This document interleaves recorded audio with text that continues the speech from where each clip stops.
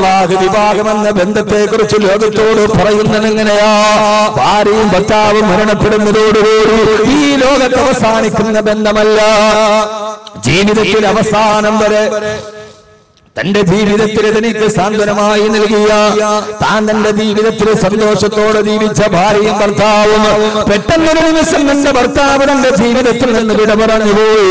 6 അടി മണ്ണിലെ കടക്കപ്പെട്ട് കഴിഞ്ഞാൽ തന്റെ പ്രിയപ്പെട്ട ഭർത്താവുമായി ജീവിതത്തിൽ കഴിഞ്ഞുപോയ നിമിഷങ്ങളോട്ട് പൊട്ടിക്കരഞ്ഞ് മരണം വരെ ഏകയായി കഴിഞ്ഞുപോയ ഒരു ഭാര്യ, ആ ഭാര്യക്ക് പിന്നെ തന്നെ മരിച്ചുപോയ ഭർത്താവിന് ഇനി ഒരിക്കലും ജീവിതത്തിൽ കണ്ടുമുട്ടാൻ കഴിയില്ലെങ്കിൽ പിന്നെ ആ കാത്തിരിപ്പിന് എന്ത് അർത്ഥമാണുള്ളത്? തന്റെ പ്രിയപ്പെട്ട പ്രാണപ്രേയസിയായ ഭാര്യ തനിക്ക് മക്കളെ പ്രസവിച്ചിരുന്ന് പ്രസവത്തോടെ തന്റെ മകളെ കയ്യിൽ തന്ന് പ്രിയപ്പെട്ട ഭാര്യ 6 അടി മണ്ണിലേക്ക് കടന്നു പോയാൽ ആ ഭാര്യയെ മനസ്സിൽ താലോലിച്ച് കഴിഞ്ഞു പോയ ഭർത്താവിന് ഇനി ഒരിക്കൽ കൂടി മരണപ്പെട്ടു പോയ ഭാര്യയെ ഒരിക്കൽ പോലും ജീവിതത്തിൽ കാണാൻ കഴിയില്ലെങ്കിൽ ആ കാത്തിരിപ്പിന് പിന്നെ എന്ത് അർത്ഥമാണുള്ളത്? ബന്ധങ്ങൾക്ക് എന്ത് അർത്ഥമാണുള്ളത്? കഷ്ടപ്പെട്ട് വളർത്തിയ മാതാപിതാക്കൾ മരിച്ചു മണ്ണിൻകടിയിലേക്ക് പോയി. ഇനി തന്റെ പ്രിയപ്പെട്ട ഉപ്പയെ, തന്റെ പ്രിയപ്പെട്ട ഉമ്മയെ ഒരിക്കൽ കൂടി ജീവിതത്തിൽ ഒരിക്കലും കാണാൻ കഴിഞ്ഞില്ലെങ്കിൽ പിന്നെ ആ കാത്തിരിപ്പിന് എന്തർത്ഥമാണുള്ളത്? അല്ലാഹുവിന്റെ ഖുർആൻ പറയുകയാ, ഭാര്യ ഭർത്താക്കന്മാരായി ഭൂമിയിൽ ജീവിച്ചിട്ട് ഒരാൾ പള്ളിക്കാട്ടിലേക്ക് പോയാൽ അതോടെ അവസാനിക്കുന്നില്ല ചെറുപ്പക്കാരാ. പിന്നെ അവര് കണ്ടുമുട്ടുന്നത് എവിടെ വെച്ചാ? അവര് സുന്ദരമായി കണ്ടുമുട്ടുന്ന ഒരു സ്ഥലമുണ്ട്. ആ സ്ഥലം ഏതെന്നറിയോ?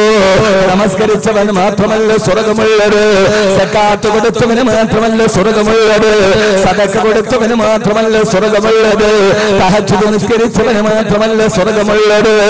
നാളെ പരലോകത്ത് സ്വർഗത്തിന്റെ കവാടം തുറന്ന് ആ സ്വർഗത്തിലേക്ക് കടന്നു പോകുന്ന ആളുകളെ കുറിച്ച് പറയുമ്പോ അല്ലാഹുവിന്റെ ഖുർആൻ പറഞ്ഞതേതെന്നറിയോ?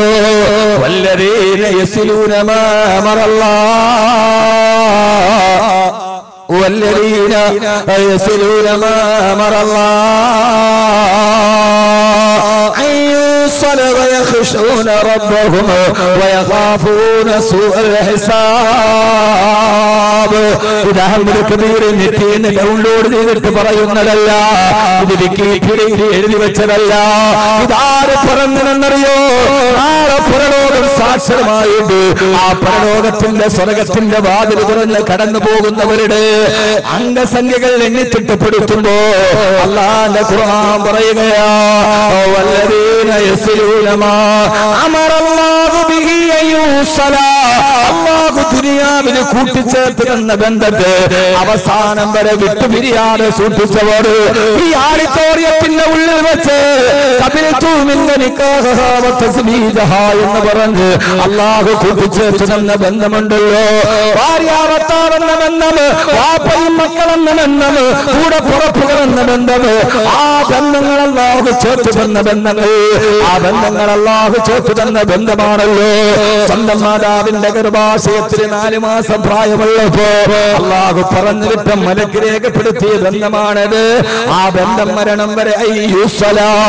ആ ബന്ധങ്ങളെ പരസ്പരം വേർപിരിയാതെ തലാഖുകളില്ലാതെ ജീവിതത്തിന്റെ വാശി വൈരാഗ്യത്തിന്റെ ഇടയിൽ പരസ്പരം പോരെടുക്കാതെ മരണം വരെ ആ ബന്ധത്തെ കാത്തു സൂക്ഷിച്ച ആളുകൾ അവരാ ബന്ധത്തെ കാത്തു സൂക്ഷിച്ചെന്ന് മാത്രമല്ല വയഖ്ശൗന റബ്ബഹും, ഭാര്യ ഭർത്താക്കന്മാരായി ജീവിക്കുമ്പോ വയഖ്ശൗന റബ്ബഹും, തങ്ങളുടെ പ്രിയപ്പെട്ട രക്ഷിതാവിനെ ഭയപ്പെടുകയും തങ്ങളുടെ പ്രിയപ്പെട്ട രക്ഷിതാവിനെ ഭയപ്പെടുകയും വയഖാഫൂന സൂഅൽ ഹിസാബ്,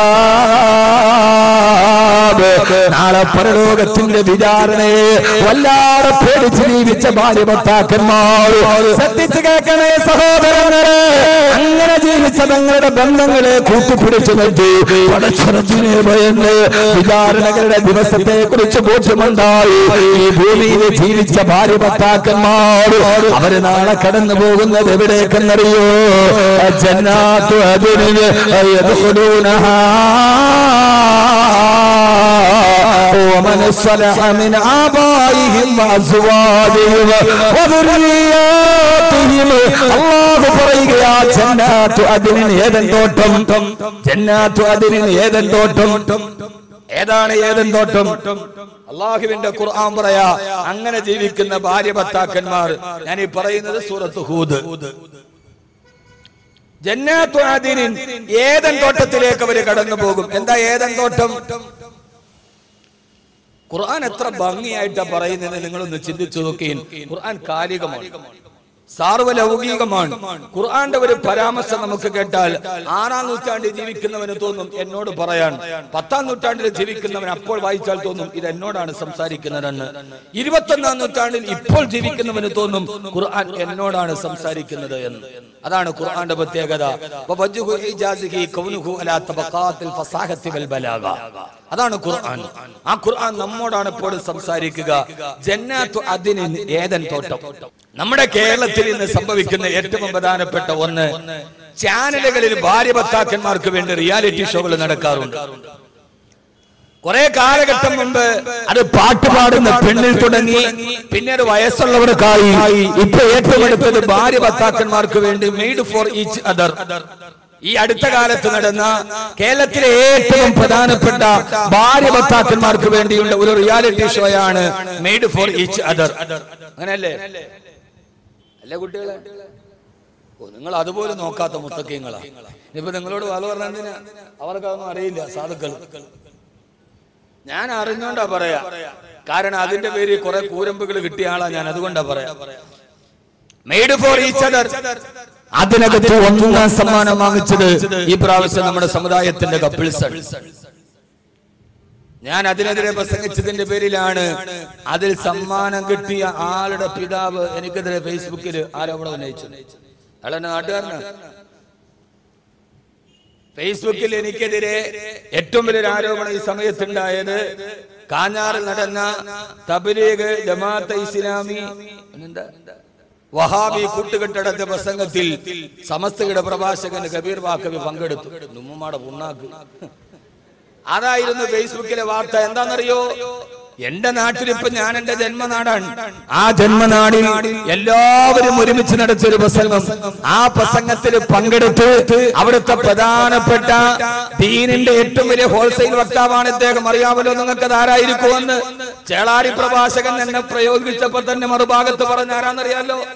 അദ്ദേഹത്തിന്റെ മകൻ വലിയ ദീനിന്റെ ആളാണ്. ഈ പറഞ്ഞ ആളുകളെ മുഴുവൻ ദീനിൽ നിന്ന് പുറത്താക്കുന്ന ആളാണ്.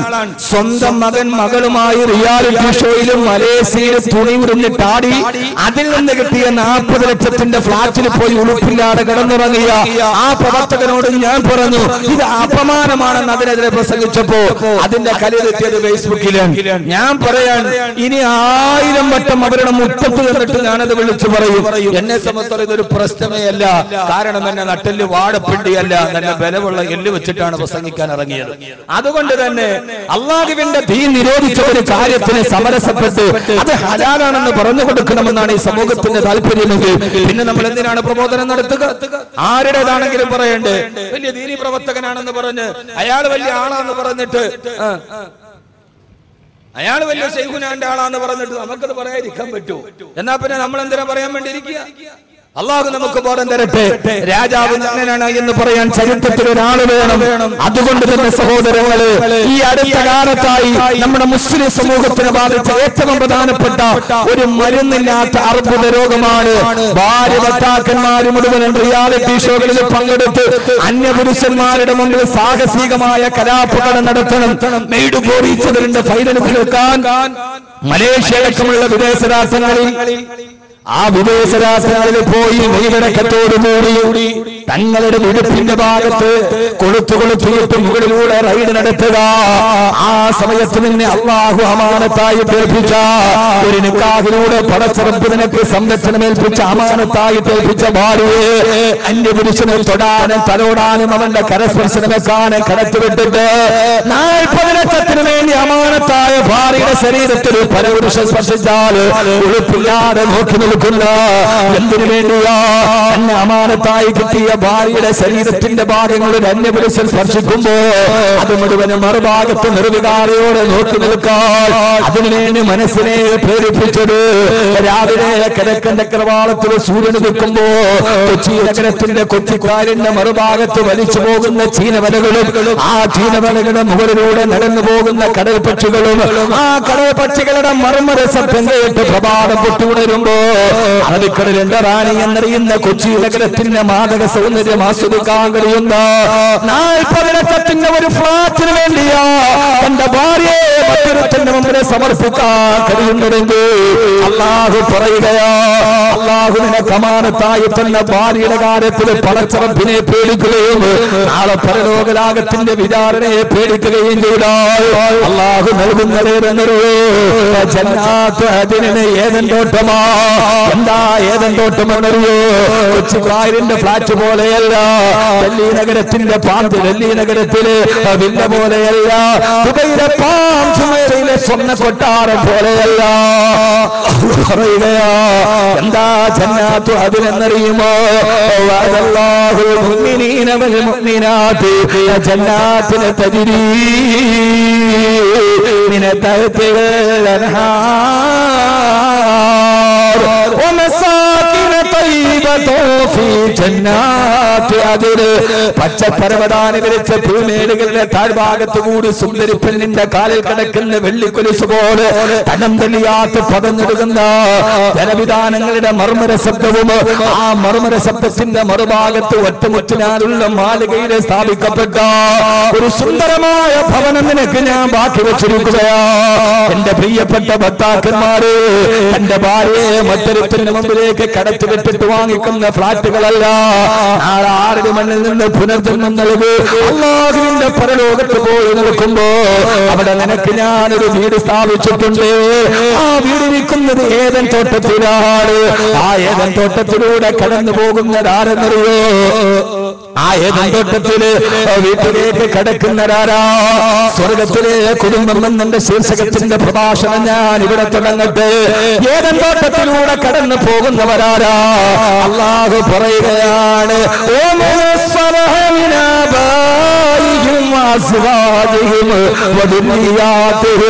നിന്റെ സാലിഹീങ്ങളായ മാതാപിതാക്കൾ നിന്റെ സ്വാലിഹീങ്ങളായ മാതാപിതാക്കൾ വാസുവാദികൾ നിന്റെ ഭാര്യമാരും വധുരീയാത്തിയും നിന്റെ പ്രിയപ്പെട്ട പൊന്നുമക്കളും ഈ കടുവാപ്പള്ളിയിലെ കൊച്ചുകൂച്ചിൽ നമ്മൾ ആരൊക്കെയായി താമസിച്ചിരുന്നുവോ നമ്മുടെ മാതാപിതാക്കളുടെ കൂടെ നമ്മുടെ ഭാര്യമാരുടെ കൂടെ നമ്മുടെ പ്രിയപ്പെട്ട മക്കളുടെ കൂടെ നാളെ ഏതൻ തോട്ടത്തിന്റെ സുവർണ്ണ ഭവനത്തിൽ നിന്നെ ഞാൻ ഒരുമിച്ച് കൂട്ടുമെന്ന് അല്ലാഹുവേ അല്ലാഹുവേ അല്ലാഹുവേ നിങ്ങൾക്ക് മഹാഭാഗ്യം നീ നൽകി അനുഗ്രഹിക്കണേ അല്ലാ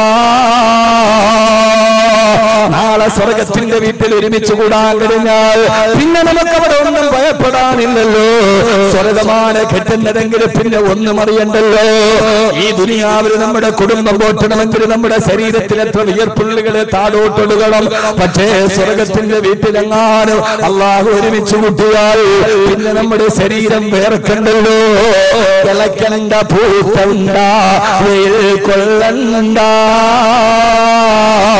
നിനക്കുള്ളതൊന്നും തന്നെ നീ അറിയണ്ട ഒരു തുള്ളി വേർപ്പ് പോലും ശരീരത്തിൽ നിന്ന് ഇട്ടാൽ ആ സ്വർഗത്തിൽ താമസിക്കാൻ കഴിയുമെങ്കിൽ അല്ലാഹുവേ അല്ലാഹുവേ ആ സ്വർഗത്തിന്റെ പ്രവേശനം നീ ഞങ്ങൾക്ക് നൽകി അനുഗ്രഹിക്കണേ അല്ലാ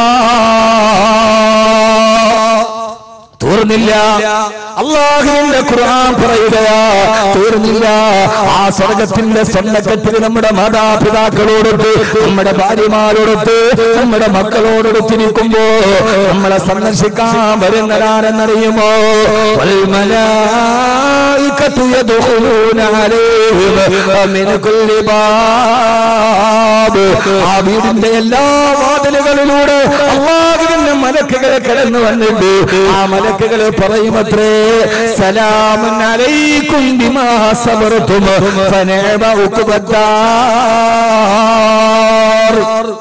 ഇതൊന്നും ഞാൻ വെറുതെ പറയുന്നതല്ല. അല്ലാഹുവിന്റെ ഖുർആനിൽ സൂറത്തുൽ റഅദിൽ കാണാം, അല്ലാഹു പറയുകയാ, ആ മലക്കുകൾ വന്നിട്ട് പറയുമത്ര സലാമുൻ അലൈക്കും, അസ്സലാമു അലൈക്കും, അസ്സലാമു അലൈക്കും, അസ്സലാമു അലൈക്കും എന്ന് അല്ലാഹുവിന്റെ മലക്കുകൾ നിങ്ങളോട് സലാം പറയുമെന്ന് തീർന്നിട്ടില്ല. അതാ വഇന്നലി മുത്തഖീന ഹുസ്ന മആബ് ജന്നാത്തു അദനിൽ മുഫത്തഹതൻ ലഹുൽ അബ്വാബ് മുത്തഖീന ഫീഹാ യദൂന ഫീഹാ ബിഫാകിഹത്തിൻ കസീറത്തിൻ വശറാബ്. ആ സ്വർഗ്ഗത്തിന്റെ സ്വർണ്ണക്കട്ടിൽ നിനക്ക് കഴിക്കാൻ പഴമെടുത്തു വരുന്നുണ്ട്. നിനക്ക് കുടിക്കാനുള്ള പാനീയങ്ങളുമായി സേവകർ നിന്നെ കാത്തിരിക്കുന്നു. കുടിക്കുന്ന ജലമേ ചത്തിടും കാഫൂറ, കലരാത്ത തേനൊലിക്കുന്നതാണ് അനഹാറ.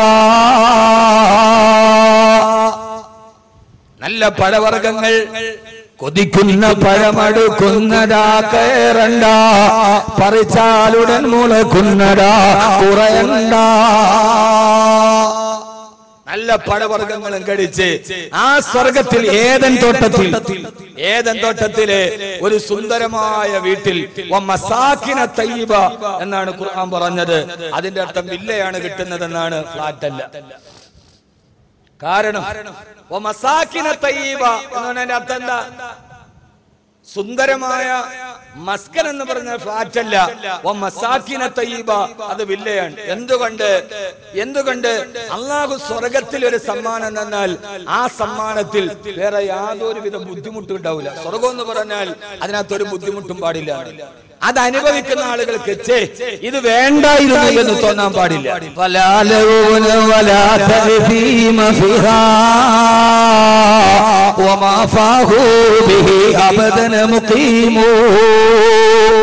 ആ സ്വർഗത്തിൽ നമ്മൾ എന്നും വസിക്കുന്നവരാണ്.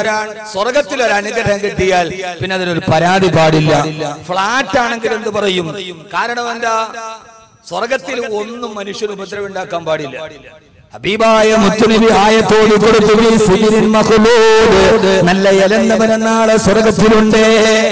അപ്പോഴാണ് ഖുറൈശികൾ ചോദിച്ചത്, ഏ മുഹമ്മദേ, ഇലന്ത മരത്തിന് മുള്ളുണ്ടല്ലോ, അഫിൽ ജന്നത്തി ശജറത്തുൻ തുദി സാഹിബഹാ, ആ സ്വർഗത്തിലെ ഇലന്ത മരത്തിന് മുള്ളുണ്ടെങ്കിൽ സ്വർഗവാസികൾ നടന്നു പോകുമ്പോ അവരുടെ വസ്ത്രമാ മുള്ളിലോടക്കുമല്ലോ മുഹമ്മദേ.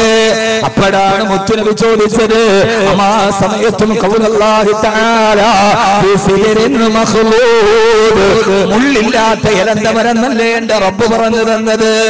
സിദർ എന്ന് മാത്രമല്ലല്ലോ, ഫീ സിദരിൻ മഖ്ലൂദ്, മുള്ളില്ലാത്ത ഇലന്ത മരം. അപ്പൊ സ്വർഗത്തിലെ മരത്തിന് മുള്ളു പോലും ഇല്ല എന്നാണ്. അപ്പൊ ഫ്ലാറ്റ് അല്ല എന്ന് ഞാൻ പറയാൻ കാരണം ഫ്ലാറ്റായ 10ാമത്തെ നില താമസിക്കുന്ന ആള് വേസ്റ്റ് കീപ്പോട്ടിട്ടാൽ താഴെ ഇരിക്കുന്ന പറയിച്ചേ വേണ്ടാറുന്നു. ഇനി 10ാമത്തെ നിലയിൽ താമസിക്കുന്ന ഒരാൾക്ക് അത്യാവശ്യത്തിന് താഴേക്ക് വരണമെങ്കിൽ കാത്തു നിൽക്കണം. സ്വർഗത്തിൽ ഇതൊന്നും ഇല്ല. അതുകൊണ്ട് മസാക്കിന തയ്യിബ എന്ന് പറഞ്ഞാൽ അവനോൻ ഓരോ വീടാണ്. മസാക്കിന തയ്യിബ കൊച്ചിക്കായലിന്റെ ഫ്ലാറ്റ് അല്ല, പച്ചപ്പരവതാനി വിരിച്ച പുൽമേടുകളുടെ മറുഭാഗത്ത് തടം തള്ളിയാത്തൊടുക്കുന്ന അരുവികളോട് കിന്നരം പറഞ്ഞ് ഇലകൾ താഴോട്ട് കുണിഞ്ഞു നിന്ന് പ്രണയത്തിന്റെ ആദ്യാക്ഷരം പറയുന്ന മർമര ശബ്ദങ്ങൾ ചിറച്ച് പ്രഭാതത്തിൽ എഴുന്നേറ്റ് പോകുന്ന പ്രഭാതകളികൾ നിന്നെ പാട്ടുപാടി പ്രഭാത കിരണങ്ങളും നൽകുന്ന ഒരു സുന്ദരമായ രാത്രിയും ഒരു സുന്ദരമായ വീടും നിനക്ക് ഞാൻ തരാം. പക്ഷേ ആർക്കാണ് ഇത് കൊടുക്കുന്നത്? അല്ലാഹു പറയുകയാണ്, വമൻ സലക മിൻ ആബായിഹിം, സാലിഹീങ്ങളായ മാതാപിതാക്കൾ, വഅസ്വാദിഹിം ഭാര്യമാർ, വദുരിയാതിഹിം സാലിഹീങ്ങളായ മക്കൾ. അതാണല്ലോ കുടുംബം. കുടുംബം എന്ന് പറഞ്ഞാൽ വാപ്പ, മാതാപിതാക്കൾ, ഭാര്യ, ഭർത്താക്കന്മാർ, മക്കൾ. അതാണ് സ്വർഗത്തിലെ കുടുംബം. ഞാൻ ഈ പറഞ്ഞത് സൂറത്തുൽ റഅദിന്റെ ആയത്താണ്. അല്ലാഹു നമ്മളെ ആ സ്വർഗത്തിൽ എത്തിക്കട്ടെ. നിങ്ങളൊന്ന് ആലോചിച്ച് നോക്കി, നേരെ സ്വർഗത്തിന്റെ വാതിൽ തുറക്കുക. വാപ്പയുണ്ട്, ഉമ്മയുണ്ട്, ഭാര്യയുണ്ട്, മക്കളുണ്ട്, എല്ലാവരുമായിട്ട് സ്വർഗത്തിന്റെ അകത്ത് കയറി ആ സ്വർണ്ണ കട്ടിൽ ഇങ്ങനെ ചാരി ഇരിക്കുമ്പോ മുത്തഖീന ഫീഹാ യദഊന ഫീഹാ ബിഫാകിഹത്തിൻ കസീറത്തിൻ വശറാബ്, ഇഷ്ടപ്പെട്ട പഴം, ഇഷ്ടപ്പെട്ട പാനീയം, ഇഷ്ടപ്പെട്ട വസ്ത്രം എല്ലാം ധരിച്ചിങ്ങനെ ഇരിക്കുമ്പോ ഓരോ വാതിലൂടെ വൽ മലായികത്തു യദ്ഖുലൂന അലൈഹിം മിൻ കുല്ലി ബാബ്, ഓരോ വാതിലൂടെ ഈ മലക്കുകൾ വന്നിട്ട് പറയുന്നു സലാമുൻ അലൈക്കും, അസ്സലാമു അലൈക്കും, അസ്സലാമു അലൈക്കും, അസ്സലാമു അലൈക്കും. അല്ലാഹു നിങ്ങൾക്ക് സമാധാനം നൽകട്ടെ. നിങ്ങൾ ജീവിതത്തിൽ ഒത്തിരി കഷ്ടപ്പെട്ടവരാണല്ലോ, നിങ്ങളുടെ ജീവിതത്തിൽ വല്ലാതെ ദുഃഖിച്ചവരാണല്ലോ, നിങ്ങൾക്ക് രോഗമുണ്ടായിരുന്നല്ലോ. സ്വർഗത്തിൽ ഇതൊന്നുമില്ല, സങ്കടമില്ല, സന്താപമില്ല, കണ്ണുനീരുകളില്ല, ആകുലതകളില്ല, വ്യാകുലതകളില്ല, വ്യഥകളില്ല, ശ്രദ്ധകളില്ല, പ്രയാസമില്ല, പരിതാപമില്ല, പരിഭവമില്ല, പരിദേവനമില്ല, പരിമിതികളില്ല, പതിതരില്ല, ഒന്നുമില്ലാത്ത ഈ സ്വർഗത്തിൽ നിങ്ങൾക്ക് ഞാൻ ഓരോ വാതിലൂടെയും കയറി വന്ന് മലക്കുകൾ പറയും അസ്സലാമു അലൈക്കും, അസ്സലാമു അലൈക്കും, അസ്സലാമു അലൈക്കും. അല്ലാഹു നമുക്ക് ആ മഹാഭാഗ്യം നൽകി അനുഗ്രഹിക്കട്ടെ. ആമീൻ പറ. മനുഷ്യന്മാരെ, നിങ്ങൾക്ക് ആർക്കെങ്കിലും ആഗ്രഹമുണ്ടോ ഇങ്ങനെ ഭാര്യയോടും മക്കളോടും മാതാപിതാക്കളോടൊക്കെ സ്വർഗത്തിരിക്കാൻ? ഉണ്ടോ? അങ്ങനെ ആഗ്രഹമുള്ള ആളുകളൊക്കെ ഒന്ന് കൈവെക്കുക, നോക്കട്ടെ. പടച്ച തമ്പുരാനെ, ഇവിടത്തെ ഭാര്യയാണ് കേട്ടോ, അവിടത്തെ ഭാര്യയല്ല. അതാ കുറെ പേര് താത്തി കൈ ബൈക്കിലെല്ലാരും താഴ്ത്തിയല്ല, ഇവിടുത്തെ ഭാര്യ തന്നെ അവിടെ കിട്ടണെന്ന് പറഞ്ഞിട്ടാ താഴ്ത്തിയിട്. മുത്തലീഫുകളൊക്കെ കൈപൊക്കി. ദർശനം 4ാം ക്ലാസ് എത്തിയതേ ഉള്ളൂ. മക്കളെ, സമയം കുറെ ഉണ്ട്. ഇനി 8ാം ക്ലാസ് ഒക്കെ കഴിഞ്ഞ് ബാക്കിയാത്തി പോയി തിരിച്ചു വന്ന് 10 വർഷം ഒരു പള്ളിയിൽ ജോലി ചെയ്താലേ ഉള്ളൂ മഹർ കൊടുക്കാനുള്ള പൈസ കിട്ടുള്ളൂ. കാരണം പള്ളിയിലെ ഖത്തീബിന്റെ ശമ്പളവും ക്ലോസറ്റിലെ വെള്ളവും ഒരേപോലെയാണ്. യസീദ് വലാ യൻഖുസ്. അതൊരു ജമാഅത്തായിട്ട് അങ്ങനെ പോകും. ഇപ്പൊ എല്ലാവരും കുറെ പേര് പറഞ്ഞു ദുനിയാവിലെ ഭാര്യമാരെ തന്നെ എന്ന് പറഞ്ഞപ്പോ ആളുകൾ കൈതാഴ്ത്തി. ഇത് നമ്മുടെ ഒരു തെറ്റിദ്ധാരണയാണ്. പടച്ചോനെ, ഈ സാധനം ഇനി സ്വർഗത്തിലും വരുമെന്ന് കരുതിയിട്ട, അവിടെയെങ്കിലും ഊരുളിയങ്ങളെ കിട്ടുമെന്ന് വിചാരിച്ചിട്ടാണ് വാക്യം എന്ന് ഓതണത്. ഇനി ഈ സാധനം അവിടെയും വരുമെന്ന് വിചാരിച്ചിട്ടാ? അതാണ് ചിലരുടെ ധാരണ. കാരണം അവൾക്ക് ചില ദുസ്വഭാവമുണ്ട്, അവളെ എനിക്ക് ഇഷ്ടമല്ല, അവള് വല്ലാതെ സംസാരിക്കുന്ന ആളാണ്. പക്ഷെ ഒരു കാര്യം നിങ്ങൾ പഠിച്ചോളി, സ്വർഗത്തിലെത്തുമ്പോ ഒരു ഭാര്യക്ക്, നമ്മുടെ ഇപ്പോഴത്തെ ഭാര്യക്ക് നമുക്ക് ഇഷ്ടപ്പെടാത്ത എന്തെങ്കിലും സ്വഭാവമുണ്ടെങ്കിൽ അതൊക്കെ മാറ്റിയിട്ടാണ് അല്ലാഹു സുബ്ഹാനഹു വ തആല സ്വർഗത്തിൽ തരിക. അല്ലാഹു പറയുകയാണ് വനസൈനാ മാ ഫീ സുദൂരിഹിം മിൻ ഗില്ലിൻ ഇഖ്വാനാ അലാ സുറുരിൻ മുതഖാബിലീൻ. അല്ലാഹു നമ്മളോട് പറഞ്ഞു തന്നത് വനസൈനാ മാ ഫീ സുദൂരിഹിം മിൻ ഗില്ലിൻ ഇഖ്വാനാ, ഒരാളുടെ ഹൃദയത്തിന്റെ ഉള്ളിലുള്ള എല്ലാ ദുസ്വഭാവങ്ങളും മാറ്റിയിട്ടാണ് ഞാൻ അവരെ സ്വർഗത്തിൽ പ്രവേശിപ്പിക്കുന്നതെന്ന് അല്ലാഹുവിന്റെ വിശുദ്ധ ഖുർആൻ. നമുക്ക് ഇഷ്ടപ്പെടാത്തൊരു സ്വഭാവം ഭാര്യയ്ക്കുണ്ടെങ്കിൽ, നമുക്ക് ഇഷ്ടപ്പെടാത്തൊരു സ്വഭാവം ഭർത്താവിനുണ്ടെങ്കിൽ, ആ 2 സ്വഭാവങ്ങളും മാറ്റിയിട്ടാണ് അല്ലാഹു സുബ്ഹാനഹു വ തആല സ്വർഗത്തിൽ അവരെ പ്രവേശിപ്പിക്കുക. അല്ലാഹുവേ, അല്ലാഹുവേ, ഞങ്ങൾക്ക് ആ സ്വർഗ പ്രവേശനം നീ നൽകി അനുഗ്രഹിക്കണേ അല്ലാ. അല്ലാഹുവേ, സ്വീകരിക്കണേ അല്ലാ. അതൊക്കെ മാറ്റി നാളെ സ്വർഗത്തിൽ അല്ലാഹു നമ്മുടെ കുടുംബത്തെ ഇതേ കുടുംബമായി അല്ലാഹു നാളെ സ്വർഗത്തിൽ ഒരുമിച്ച് കൂട്ടും. അല്ലാഹു തൗഫീഖ് നൽകി അനുഗ്രഹിക്കുമാറാകും. ആമീൻ പറ. അല്ലാഹു തൗഫീഖ് നൽകട്ടെ. ഇനി ആഗ്രഹമുള്ളവരൊന്നുകൂടി കൈവക്കി നോക്ക്. അങ്ങനെ തന്നെ സ്വർഗത്തിൽ എത്തണം കുടുംബമായി എന്നെത്തണം. കല്യാണം കഴിക്കാത്തവരൊക്കെ താത്തിയിട്, എല്ലാരും പൊക്കി. കാരണം എന്താണെന്നറിയാവോ, അവസാനം നടക്കണ ദുആയിൽ 10 രൂപ ബക്കറ്റ് ഇട്ട് അത് നടക്കുമെന്ന് വിചാരിച്ചിട്ടാണ് ഈ സാധുക്കൾ ഇരിക്കുന്നത്. ഇതിന് ജീവിതത്തിൽ അടിസ്ഥാനപരമായി നമ്മൾ പാലിക്കേണ്ട ഒരു തത്വമുണ്ട്. ഭാര്യയും മക്കളുമായി ജീവിക്കുമ്പോ, മാതാപിതാക്കളുമായി ജീവിക്കുമ്പോ ആ സമയത്തൊക്കെ നമ്മൾ പാലിക്കേണ്ട ഒരു അടിസ്ഥാന തത്വം ഒന്ന്, അത് ഖുർആൻ വളരെ വ്യക്തമായി, ഞാൻ ഈ പറയുന്നതൊന്നും ഗൂഗിളിൽ നിന്ന് സെർച്ച് ചെയ്തെടുത്തതല്ല, അള്ളാഹുവിന്റെ വിശുദ്ധ ഖുർആൻ പറയുന്നു, നാളെ മലക്കുകൾ വന്നിട്ട് അവരോട് പറയും സലാമുൻ അലൈക്കും. ഭാര്യയും മാതാപിതാക്കളും മക്കളുമൊക്കെ സ്വർഗത്തിൽ ഇങ്ങനെ ഒന്നിച്ചിരിക്കുമ്പോ ആ സമയത്ത് അള്ളാഹുവിന്റെ മലക്കുകൾ പറയും അത്ര സലാമുൻ അലൈക്കും ബിമാ സബർതും, പറയുമത്രേ ആ സ്വർഗത്തിന്റെ മണി അങ്ങനെ ഇരിക്കുമ്പോ അല്ലാഹു നിങ്ങൾക്ക് സമാധാനം തരട്ടെ. കാരണം ബിമാ സബർതും, നിങ്ങളുടെ ജീവിതത്തിൽ നിങ്ങൾ വല്ലാതെ ക്ഷമിച്ചിരുന്നവരല്ലയോ. ആദരവായ പ്രവാചകൻ നബി മുഹമ്മദ് മുസ്തഫ സല്ലല്ലാഹു അലൈഹി വസല്ലമ സഹാബത്തിന് ഓതിക്കൊടുക്കുകയാണ്, നാളെ സ്വർഗത്തിലെ കുടുംബം സ്വർഗത്തിൽ ഒരുമിച്ച് കൂടുമ്പോ ആ സമയത്ത് മലക്കുകൾ വന്നിട്ട് അവരോട് സലാം പറയുമ്പോ ആ കുടുംബത്തോട് പറയും, നിങ്ങളെ അല്ലാഹു സ്വർഗത്തിൽ ഒരുമിച്ച് കൂട്ടിയല്ലോ. ആ കൂട്ടിയതിന്റെ ഒരേ ഒരു കാരണം എന്നെ ശ്രദ്ധിക്കുന്നുള്ളൂ, ബിമാ സബർതും. മലക്കുകൾ പറയും സൂറത്തുൽ റഅദ്, സലാമുൻ അലൈക്കും, നിങ്ങൾക്ക് അല്ലാഹു സമാധാനം തരട്ടെ, നിങ്ങൾ ക്ഷമിച്ച കാരണത്താൽ. നിങ്ങൾ ജീവിതത്തിൽ വല്ലാതെ ക്ഷമയുള്ളവരായിരുന്നു, നിങ്ങൾ ജീവിതത്തിൽ എല്ലാം ക്ഷമിച്ച ഭാര്യ ഭർത്താക്കന്മാരായിരുന്നു എന്ന് മലക്കുകൾ അവരോട് സലാം പറയുമ്പോൾ കൂട്ടിച്ചേർത്ത് പറയുമെന്ന് വിശുദ്ധ ഖുർആൻ സൂറത്തുൽ റഅദ്. അപ്പോ യഥാർത്ഥത്തിൽ സ്വർഗത്തിലെ കുടുംബമായി ഒരുമിച്ച് കൂടാൻ കഴിയണമെങ്കിൽ നമുക്കെല്ലാവർക്കും ഉണ്ടാകേണ്ട അടിസ്ഥാനപരമായ ഒരു സ്വഭാവ സവിശേഷതയുണ്ട്, അത് അസ്സബ്റു, ക്ഷമയാണ്. എന്താണ് നമുക്കില്ലാതെ പോയതും അത് തന്നെ. ഞാൻ സ്വർഗത്തിലെ കുടുംബം എന്ന് വെറുതെ ഒരു വാക്കിട്ട് കൊടുത്തതല്ല, സൂറത്തുൽ റഅദിലെ ആയത്തിന്റെ അർത്ഥം അതേപടി പറഞ്ഞതാണ്. മലക്കുകൾ പറയും, നിങ്ങൾ ഇപ്പൊ സ്വർഗത്തിന്റെ കട്ടിലിരിക്കാൻ കാരണം ബിമാ സബർതും, നിങ്ങൾ ദുനിയാവിൽ നന്നായി ക്ഷമിച്ചവരാണല്ലോ. ഫനിഅമ ഉഖ്ബദ്ദാർ, നിങ്ങൾക്ക് ഇന്ന് കിട്ടിയ ഭവനം എത്ര മനോഹരം, എത്ര സുമോഹനം, നിങ്ങൾക്ക് ഇന്ന് കിട്ടിയ ഭവനം എന്നവര് പറയുമെന്ന് വിശുദ്ധ ഖുർആൻ. അതുകൊണ്ട് എന്റെ സഹോദരങ്ങളെ, ഇനി ഞാൻ പറഞ്ഞല്ലോ, ജന്നാത്തു അദ്നിൻ യദ്ഖുലൂനഹാ വമൻ സലഹ മിൻ ആബായിഹിം വഅസ്വാജിഹിം വദുരിയാതിഹിം. മാതാപിതാക്കൾ, ഭാര്യ ഭർത്താക്കന്മാർ, മക്കൾ, ഇവരാണ് സ്വർഗത്തിലെ കുടുംബത്തിന്റെ അംഗങ്ങൾ. അല്ലാഹു നമ്മളെ അങ്ങനെ ആക്കി തരുമാറാകട്ടെ, അള്ളാഹു നമ്മളെ അങ്ങനെ ആക്കി തരുമാറാകട്ടെ. സ്വർഗത്തിലെ കുടുംബം ഈ കല്യാണം നടന്ന ഓഡിറ്റോറിയത്തിന്റെ മുമ്പിൽ വെച്ച് തന്നെ പറയേണ്ടി വന്നു എന്നുള്ളത് ഒരു വലിയ നന്മയായി ഞാൻ കരുതുകയാണ്. കാരണം ഇനി പറയാൻ പോകുന്നതാണ്, ഭാര്യ ഭർത്താക്കന്മാരുടെ ഇടയിൽ ക്ഷമ വേണം, മാതാപിതാക്കളുടെയും മക്കളുടെയും ഇടയിൽ ക്ഷമ വേണം. എല്ലാം ഈ ജീവിതത്തോടെ അവസാനിക്കുമെന്ന് കരുതുമ്പോഴാണ് ഭാര്യ ഭർത്താക്കന്മാരെ തമ്മിൽ തന്റെ ഭർത്താവിനെ ഉപേക്ഷിച്ചും മക്കളുമായി ഇന്നലെ കണ്ടവന്റെ കൂടെ ഉറങ്ങിത്തിരിക്കാൻ ഭാര്യക്ക് പ്രചോദനമാകുന്നത് വിവാദമെന്നത് ഈ മണ്ണോടെ അവസാനിക്കുമെന്ന് കരുതുമ്പോഴാണ്. അതുകൊണ്ടാണ് ഒരു പുരുഷായുസ് മുഴുവനും തന്റെ പ്രിയപ്പെട്ട മക്കൾക്ക് വേണ്ടി പാടുപെട്ട് കല്യാണ പന്തലിൽ 1 മണിക്കൂർ കൂടി കഴിയുമ്പോ ഒരു നവവരന്റെ കയ്യിലേക്ക് തന്റെ മകളെ ഏൽപ്പിക്കാനുള്ള ചാരിതാർത്ഥ്യത്തോടെ കാത്തിരിക്കുന്ന പിതാവിന്റെ മുമ്പ് കടുത്തുരുട്ട സുന്നാഭരണവുമായി കൊയിലാണ്ടിയിലെ കല്യാണപ്പന്തൽ നിന്ന് പെണ്ണിറങ്ങി പോകുമ്പോ തന്റെ കത്തിക്കറിയുന്ന കോടതിയിൽ ഹാജരാക്കിയപ്പോൾ പൊട്ടിക്കരഞ്ഞ മാതാപിതാക്കൾ, മോളോ ഇനിയെങ്കിലും തിരിച്ചു വരും എന്ന് പറയുമ്പോ കവിൾത്തടത്തിലൂടെ കണ്ണുനീര് ചാലിട്ടൊഴുകി കരയുന്ന മാതാപിതാക്കളുടെ കണ്ണുനീര് കാണാൻ കഴിയാതെ ഒരു മകൾക്ക് ഇറങ്ങിപ്പോകാൻ കഴിയുന്നത് വിവാഹമെന്ന ബന്ധം, കുടുംബമെന്ന ബന്ധം അത് ഈ മണ്ണിൽ അവസാനിക്കുന്നതോടെ അവസാനിച്ചു എന്ന മിഥ്യാധാരണയാണ്.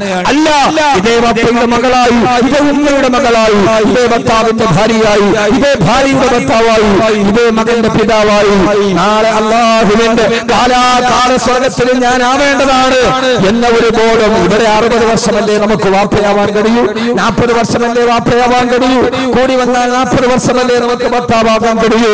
ഖാലിദീന ഫീഹാ അബദാ, ഖാലിദീന ഫീഹാ അബദാ, ഒരിക്കലും അവസാനിക്കാത്ത അല്ലാഹുവിന്റെ സ്വർഗ ജീവിതത്തിൽ അവിടെയാണ് ഞാൻ യഥാർത്ഥ ഭർത്താവായി ജീവിക്കേണ്ടെന്നുള്ള ബോധമുണ്ടാകുമ്പോ ആ ബോധം നമ്മോട് പഠിപ്പിച്ചിരുന്ന ഭാര്യ ഭർത്താക്കന്മാരായിരുന്നു ആദരവായ പ്രവാചകൻ നബി മുഹമ്മദ് മുസ്തഫ സല്ലല്ലാഹു അലൈഹി വസല്ലമ. അവിടുത്തെ പ്രിയപ്പെട്ട ഭർത്താവ്, അവരുടെ പ്രിയപ്പെട്ട ഭാര്യമാരുമടക്കമുള്ള ഒരു കുടുംബ ജീവിതത്തിന്റെ സംവിധാനങ്ങൾ നമ്മളോട് ജീവിതത്തിന്റെ അച്ചടക്കവും ചിട്ടയും പഠിപ്പിച്ചു കഴിയുമ്പോ ഞാൻ എന്റെ പ്രിയപ്പെട്ട സഹോദരങ്ങളോട് ക്ഷമയുടെ ജീവിതമാണ് നമുക്ക് പഠിപ്പിച്ചു തന്ന ഭാര്യ ഭർത്താക്കന്മാരിലോട്ട് കടന്നു പോവുകയാ ആദരവായ പ്രവാചകൻ നബി മുഹമ്മദ് മുസ്തഫ. ആദരവായ പ്രവാചകൻ നബി മുഹമ്മദ് മുസ്തഫ സല്ലല്ലാഹു അലൈഹി വസല്ലം. സദസ് ഇങ്ങനെ ഇരുന്ന വാള് നടക്കൂല, നിങ്ങൾ സലാത്ത് ചൊല്ലണം. ആകെ ഒരു സദസ്സിൽ ചെല്ലേണ്ട പ്രധാനപ്പെട്ട കാര്യം ആമീൻ എന്ന് പറയുന്ന 6 അക്ഷരവാ. അത് പറയാൻ പോലും പറ്റാത്ത രീതിയിൽ നിർവികാരത നമ്മളെ പിടികൂടുമ്പോ പിന്നെ നമ്മൾ എന്താ ചെയ്യുക? നമുക്കിപ്പോ വാളിന്റെ സദസ്സൊക്കെ വന്ന് ആമീൻ എന്ന് പറയുന്ന 6 അക്ഷരം പറഞ്ഞാൽ മതി. നമ്മൾ അതിന് പോലും കഴിയാത്ത രീതിയിൽ നമ്മൾ വേറൊരു ലോകത്തായി പോയി, അല്ലേ? നിങ്ങളുടെ ജോലി എന്താ? സലാത്ത് പറയുക, ആമീൻ പറയുക 2 മണിക്കൂറിന്റെ ഇടയിൽ. എന്റെ ജോലി 2 മണിക്കൂർ ഒരാൾ നിർത്താതെ പ്രസംഗിച്ചാൽ 2 ലക്ഷം അക്ഷരം വെളിയിൽ പറയുന്നതാണ്. 2 ലക്ഷം അക്ഷരം ഞാൻ പറയണുണ്ട്. അതിന്റെ ഇടയിലാണ് നിങ്ങൾക്ക് 14 അക്ഷരം പറയാൻ സമയമില്ലാത്തത്. പിന്നെന്തിനാ വാത് പറയാ? പിന്നെന്താ വാത് പറയാ? ആമീൻ പറയാം. ഇപ്പൊ വാതിന് വന്നിട്ട് പുറകെ ഇരുന്നിട്ട് കുട്ടികൾ മിനി മിൽട്ടി കളിയാ ജോലി. മരണ വീട്ടി ആർക്കും അനക്കമില്ല. മിനി മിൽട്ടി. മയ്യത്ത് കിടക്കുന്ന മയ്യത്തിന്റെ ചുറ്റുഭാഗത്ത് 4 പേര് ഹോട്ട്സ്പോട്ട് വെച്ച് മയ്യത്ത് വീട്ടില് ഇതാണ് സാധനം. ഇതൊരു വല്ലാത്ത ദജ്ജാലാണ്. എനിക്ക് തോന്നാറുണ്ട് യഥാർത്ഥത്തിൽ ദജ്ജാൽ ഇതാണ്. കാരണം പള്ളിയിൽ ഇതിന് നമ്മൾ അഡിക്റ്റ് ആയി പോയി. പെണ്ണിന് പോലും നമ്മൾ ഇത്ര അഡിക്റ്റ് ആയി പോയി. കാരണം പെണ്ണില്ലാതെ 5 മിനിറ്റ് നമുക്ക് ജീവിക്കാൻ പറ്റൂല. പെണ്ണില്ലാതെ ഒരു 5 മിനിറ്റ് നമുക്ക് ജീവിക്കാൻ പറ്റില്ല. അതിന്റെ ശാസ്ത്രം ഞാൻ പറഞ്ഞു തരണം നിങ്ങളോട്. പെണ്ണിലെന്താ 24 hours പെട്രോൾ പമ്പ് മാറിയ പെണ്ണില്ലാതെ ഒരു 5 മിനിറ്റ് നമുക്ക് മാറിക്കാൻ പറ്റൂല്ലോ. ഈ സാധനം പോക്കറ്റ് ഉണ്ടായാൽ കടുവാപ്പള്ളിയിൽ പള്ളിയിലോട്ട് കയറാൻ പോകുന്ന നേരത്തെ എഴുതി വെച്ചിട്ടുണ്ട്, മൊബൈൽ ഫോൺ സ്വിച്ച് ഓഫ് ആക്കുക. നമ്മൾ സ്വിച്ച് ഓഫ് ആക്കുന്ന എത്ര പേരുണ്ട്? നമ്മൾ അപ്പം ഒരു വൈബ്രേറ്റ് മോഡി ഇടും. വൈബ്രേറ്റ് മോഡി ഇട്ടിട്ട് പോക്കറ്റ് ഇട്ടിട്ട് നമ്മൾ നേരെ ഉസല്ലി ഫർദുൽ-ളുഹ്രി എന്ന് പറഞ്ഞ് അങ്ങോട്ട് കൈ കിട്ടും. അല്ലാഹു അക്ബർ, അൽഹംദുലില്ലാഹ്, ഇയ്യാക നഅ്ബുദു വഇയ്യാക നസ്തഈൻ, നീ മാത്രമാണ് സഹായം എന്ന് പറയുമ്പോഴാണ് ഇതിനകത്ത് കോള് വരിക. അപ്പൊ വൈബ്രേറ്റ് അടിക്കും. വൈബ്രേറ്റ് അടിക്കും. നമ്മൾ ചിന്തിക്കും, പടച്ചോനെ അവനാണ് വിളിച്ചത്, 10 മിനിറ്റ് വിളിക്കൂ എന്ന് പറഞ്ഞാൽ അവനായിരിക്കും അതോ വീട്ടിൽ നിന്ന് ഭാര്യയാണോ? അപ്പൊ തന്നെ അള്ളാഹുടെ ചിന്ത, അള്ളാഹുടെ ചിന്ത. ഈ വൈബ്രേറ്റ് മോഡ് കൊണ്ട് അള്ളാഹ് എന്നുള്ള ചിന്ത അപ്പൊ തന്നെ അടുത്തവരിലേക്ക് പോയിട്ടുണ്ടാവും. ഇതാണ് വൈബ്രേറ്റ് മോഡിന്റെ ഗുണം. അത് വൈബ്രേറ്റ് അടിക്കും. അവന്റെ നിസ്കാരം പോയി. ഇനി ചില മഹാന്മാരെന്ത് ചെയ്തറിയോ? അത് വൈബ്രേറ്റ് മോഡിലാക്കി നേരെ എടുത്തിട്ട് സുജൂദിൽ നോക്കണ സ്ഥാനത്ത് കൊണ്ട് അങ്ങോട്ട് ഇടും. അതിന്റെ ഒരു ഡിസ്പ്ലേ എന്ന് പറഞ്ഞാൽ നിസ്കരിക്കണ ഒരു മുസല്ലയുടെ എത്രയുണ്ട്. ഞാൻ ഇത് കൂടുതൽ ഉപയോഗിക്കാറില്ല. ഞാൻ ഇത് കയ്യിലുണ്ടെങ്കിലും അത്യാവശ്യം മാത്രമേ ഞാൻ ഇത് ഉപയോഗിക്കാറുള്ളൂ. അതുകൊണ്ട് ഷെഫീ കാസിം അടക്കം പറയും ആള് വലിയ അഹങ്കാരിയായി ഇപ്പൊ വിളിച്ചെടുക്കൂല, എടുക്കാറില്ല. അതെ, ഇന്നലെ 2 പ്രാവശ്യം വിളിച്ചു എന്നോട് പറഞ്ഞു, ഞാൻ എടുക്കാറില്ല. ഞാൻ അത്യാവശ്യം ഈ സാധനം അത്യാവശ്യം ഒരു കോള് വന്നാൽ എടുക്കും. വാട്സപ്പും ഫേസ്ബുക്കും ഒക്കെ നോക്കാറുണ്ട് പ്രസംഗത്തിന് മുമ്പ്. എന്നാലും വാട്സപ്പിൽ റിപ്ലൈ ചെയ്യൂല, ഫേസ്ബുക്കിൽ കമന്റ് റിപ്ലൈ ചെയ്യൂല, ഒന്നും ചെയ്യൂല. നോക്കും ഞാനല്ല, ഒന്നും റിപ്ലൈ ഇല്ല. കാരണം ഇതിന് അഡിക്റ്റ് ആയാൽ പോയി, പിന്നെ വാത് വന്നാവും, പിന്നെ സമയം ഉണ്ടാവില്ല. പിന്നെ ഇതിന് അഡിക്റ്റ് ആയി പോയ ഒരു ഖത്തീബ്, ഇതിന് അഡിക്റ്റ് ആയ ഖുത്ബയുടെ 2 ഖുത്ബയുടെ ഇടുത്തത്തിന്റെ ഇടയിലും പോക്കറ്റിൽ നിന്ന് എടുത്ത് നോക്കിയിട്ട് 2ാമത്തെ ഖുത്ബ ഓതാൻ പറ്റും. കാരണം ആ രീതിയിൽ ഇത് അഡിക്റ്റ് ആക്കി കളയും. ചില ആളുകൾ ഇത് കൊണ്ടുപോയി നിസ്കരിക്കണതിന് മുമ്പിൽ കൊണ്ടുപോയിടും. 1ാമത്തെ റക്അത്ത് റുക്കൂയിൽ പോയി നിൽക്കുമ്പോൾ കോള് വരും. അപ്പൊ ഇതിന്റെ ഡിസ്പ്ലേ ഓൺ ആവും. ഒന്നും അല്ലെങ്കിൽ ആ ഡിസ്പ്ലേ ഒരു ഭാര്യയുടെ ഫോട്ടോയെങ്കിലും, അവനാന്റെ ഭാര്യയുടെ ഇല്ലെങ്കിൽ വേറൊരുത്തന്റെ ഭാര്യയുടെ ഫോട്ടോ എങ്കിലും അതിനകത്തുണ്ടാവും. ഇല്ലെങ്കിൽ ഒരു സീരിയൽ നടിയുടെ എങ്കിലും അതിനകത്തൊരു ബറക്കത്തിന് വേണ്ടിണ്ടാവും. ഈ സുക്കൂയി കിടക്കുന്ന അവനും നോക്കും, ഇപ്പുറത്ത് നിൽക്കുന്നവന് നോക്കും, അപ്പുറത്ത് നിൽക്കണവന് നോക്കും. ഈ 3 പേരെ നിസ്കാരം ഏതായാലും ഈ ഒരൊറ്റ സാധനം കൊണ്ട് പസാതായിട്ടുണ്ട്. ഇന്നിപ്പോ നമ്മുടെ പള്ളിയിലൊക്കെ കാണുന്ന ഒരു പ്രധാനപ്പെട്ട, യഥാർത്ഥത്തിൽ അതിന്റെ അർത്ഥം എന്താ? നിസ്കാരം നടക്കുന്ന 5 മിനിറ്റ് ഇത് സ്വിച്ച് ഓഫ് ചെയ്യാൻ കഴിയാത്ത രീതിയിൽ ഇത് നമ്മുടെ ഹൃദയത്തെ സ്വാധീനിച്ചു എന്നാണ് അതിന്റെ അർത്ഥം. സ്വിച്ച് ഓഫ് ചെയ്താൽ പിന്നെ കോള് വന്ന് അറിയില്ലല്ലോ, മെസ്സേജ് വന്ന് അറിയില്ലല്ലോ. എന്താ ഒരു 5 മിനിറ്റ് സ്വിച്ച് ഓഫ് ചെയ്യാൻ പറ്റാത്തത്? അതിന്റെ അർത്ഥം അത് നമ്മുടെ ജീവിതത്തിൽ അത്രത്തോളം പടന്നു കയറിയെന്നാണ്. അതുകൊണ്ടാണ് DGP സെൻകുമാർ പറഞ്ഞത്, ഭർത്താവിനെ വിട്ടിട്ട് പെണ്ണുങ്ങൾ ഇങ്ങനെ ഒളിച്ചോടാൻ 2 കാര്യമുള്ളൂ. 1 മൊബൈൽ ഫോൺ, 2 സീരിയൽ. എന്താ സീരിയല്? നിങ്ങൾ ചിന്തിക്കുക, എന്താ സീരിയല്? സീരിയൽ എന്ന് പറഞ്ഞാൽ അവിഹിത ഗർഭം ധരിച്ച പെണ്ണ് 9 മാസം ആരും അറിയാതെ എങ്ങനെ മൂടി വെക്കണമെന്നുള്ള മുഴുവൻ ഉപായവും അതിലൂടെ പഠിപ്പിച്ചു കൊടുക്കുന്നുണ്ടോ? പിന്നെ പെണ്ണുങ്ങൾക്ക് എന്താ പേടി? നെറ്റിലൊന്നും നോക്കണ്ട, സീരിയൽ കണ്ടാൽ മതി. ഗർഭം മറ്റൊരാളറിയാതെ എങ്ങനെ ഒളിപ്പിച്ചു വെക്കാം, അതിന്റെ ട്രിക്കൊക്കെ അതിനകത്തുണ്ടാവും. അമ്മായിയമ്മ ആരും അറിയാതെ എങ്ങനെ കൊല്ലാം. ഇതൊക്കെ DGP സെൻകുമാർ പോലും പറഞ്ഞു സീരിയലാണ് സ്ത്രീകളെ ഇത്രത്തോളം വഴിതെറ്റിക്കുന്നത് എന്ന്. എന്നിട്ട് നമ്മുടെ ഭാര്യമാർ അതിന് അഡിക്റ്റ് ആയിട്ട് പോലും നമുക്കിതിനെ മാറ്റാൻ കഴിയുന്നില്ലെങ്കിൽ എന്റെ പ്രിയപ്പെട്ട സഹോദരങ്ങളെ, നമ്മളെല്ലാവരും അതിന് അഡിക്റ്റ് ആയി പോയി എന്നതാണ് അതിന്റെ അർത്ഥം. കാസർഗോഡ് കല്യാൺ സിൽക്സ് ഉദ്ഘാടനം ചെയ്യാൻ വേണ്ടി വന്ന പൃഥ്വിരാജിന്റെ കൂടെ പർദ്ദയിട്ട പെണ്ണുങ്ങൾ സെൽഫി എടുത്തു. സെൽഫി എടുത്തപ്പോ അതിനെതിരെ മുഴുവൻ പ്രഭാഷകരും പ്രസംഗിച്ചു. കമാന്നക്ഷരം ഞാൻ പ്രസംഗിച്ചില്ല. എന്തുകൊണ്ടെന്നറിയാവോ? എന്നെ അത്ഭുതപ്പെടുത്തിയത് പൃഥ്വിരാജിന്റെ കൂടെ പർദ്ദയിട്ടിട്ട് ഫോട്ടോ എടുത്ത ആ യുവതി പെണ്ണുങ്ങളല്ല, അവരുടെ അങ്ങേയറ്റത്ത് ഒരു 60 വയസ്സുള്ള ഒരു ഉമ്മൂമ്മ ചിരിച്ചോണ്ടിരിപ്പുണ്ട്. ഒരു 60 വയസ്സുള്ള ഒരു ഉമ്മ ഇല്ലേ? അതാണ് നമ്മൾ അത്ഭുതപ്പെടുത്തേണ്ടത്. കാരണം ആ സമയത്ത് മക്കളെ അത് ചെയ്യരുത് എന്ന് പറഞ്ഞു കൊടുക്കേണ്ടത് ഈ ഒരു മുതിർന്ന തലമുറയായിരുന്നു. പക്ഷെ അവരെ പോലും ഈ സെൽഫി ബാധിച്ചു എന്ന് പറയുമ്പോൾ നമ്മളിനി എങ്ങനെയാണ് കുടുംബത്തെ മുമ്പോട്ട് കൊണ്ടുപോകുക? എന്നെ അത്ഭുതപ്പെടുത്തിയത് അങ്ങനെയാണ്. നമ്മളോട് ചില ഫോട്ടോ പറഞ്ഞുതരും. ഞാൻ അങ്ങനെ ചിന്തിക്കുന്ന ആളാ. വെള്ളിയാഴ്ച, റമദാനിലെ ആദ്യത്തെ വെള്ളിയാഴ്ചയിൽ കടുവാപ്പള്ളി നിറഞ്ഞു കവിഞ്ഞ് മുറ്റത്തും റോഡിലും ആളുകൾ നിറഞ്ഞു കവിഞ്ഞപ്പോൾ മനോരമയിൽ പിറ്റേ ദിവസം ഫോട്ടോ വന്നു. ആളുകളോട് എന്താ ഇപ്പൊ ആളുകളുടെ തക്കുവ? കടുവാപ്പള്ളിയിൽ റമദാനിലെ ആദ്യത്തെ വെള്ളിയിൽ റോഡിലാണ് ആളുകൾ നിസ്കരിച്ചത്. ഞാൻ ആ ഫോട്ടോ കണ്ടോ ചിന്തിക്കണം അങ്ങനെയല്ല, ഞാൻ നേരെ എതിര് ചിന്തിക്കും. അപ്പൊ അതിന്റെ അർത്ഥം റമദാൻ അല്ലാത്ത വെള്ളിയാഴ്ചകൾ പള്ളി പോകാത്ത ഒത്തിരി ആളുകൾ ആ മഹലിൽ ഉണ്ട് എന്നാണ് എന്റെ അർത്ഥം. ഇപ്പൊ കടുവാപ്പള്ളിയുടെ കഥ ഞാൻ പറഞ്ഞല്ല. വെള്ളിയാഴ്ച, റമദാനിലെ ആദ്യത്തെ വെള്ളിയാഴ്ച വലിയ ഫോട്ടോ പ്രസിദ്ധീകരണമാണ്. റോഡ് നിറഞ്ഞു കവിഞ്ഞു. അതിന്റെ അർത്ഥം റമദാൻ അല്ലാത്ത മാസങ്ങളിൽ വെള്ളിയാഴ്ച പോലും പള്ളി പോകാത്ത ജാഹിലിയങ്ങൾ അവിടെ ഉണ്ടെന്നാണ് അതിന്റെ അർത്ഥം. അവരെല്ലാം കൂടെ പള്ളി വന്നപ്പോഴല്ലേ ഇത് തികഞ്ഞത്. അപ്പൊ യഥാർത്ഥത്തിൽ നമ്മുടെ മുതിർന്ന തലമുറ പണ്ട് ആദ്യമായിട്ട് ടി വി വന്ന് വീട്ടിൽ മേടിക്കാൻ പോയപ്പോ ഉമ്മ പറഞ്ഞു ടി വി വീട്ടിൽ കയറ്റിയാൽ ഞാൻ ഇറങ്ങി പോകുന്നു. ഉമ്മയോട് പറഞ്ഞു, ഉമ്മ ഇത് പാപം ഒന്നും കിട്ടൂല, ബ്ലാക്ക് ആൻഡ് വൈറ്റ് ടി വിയാണ്. പാപം കളവി അത് വിശ്വസിച്ചിട്ട് അകത്ത് കയറ്റി. ആ ഉമ്മയാണ് ഇന്നതിന്റെ മുമ്പിൽ നിന്ന് ഇറങ്ങാത്തത്. അവരാണ് ഈ സമൂഹത്തിന് നന്മ പഠിപ്പിച്ചു കൊടുക്കേണ്ടത്. പൃഥ്വിരാജിന്റെ കൂടെ പർദ്ദയിട്ടിട്ട് ഫോട്ടോ എടുത്തപ്പോ 55-60 വയസ്സുള്ള ഒരു വൃദ്ധയെയും അതിന്റെ മറുഭാഗത്ത് കണ്ടു എന്നതാണ് മുസ്ലിം സമൂഹത്തിന്റെ അധപ്പതനത്തിന്റെ നേർരേഖയുടെ ചിത്രമെന്ന് ഞാൻ നിങ്ങളോട് ഓർമ്മിപ്പിക്കുകയാണ്. എന്റെ പ്രിയപ്പെട്ട സഹോദരങ്ങളെ, കുടുംബം എന്നത് നാളെ സ്വർഗത്തിലേക്ക് മാറാനുള്ളതാണ്.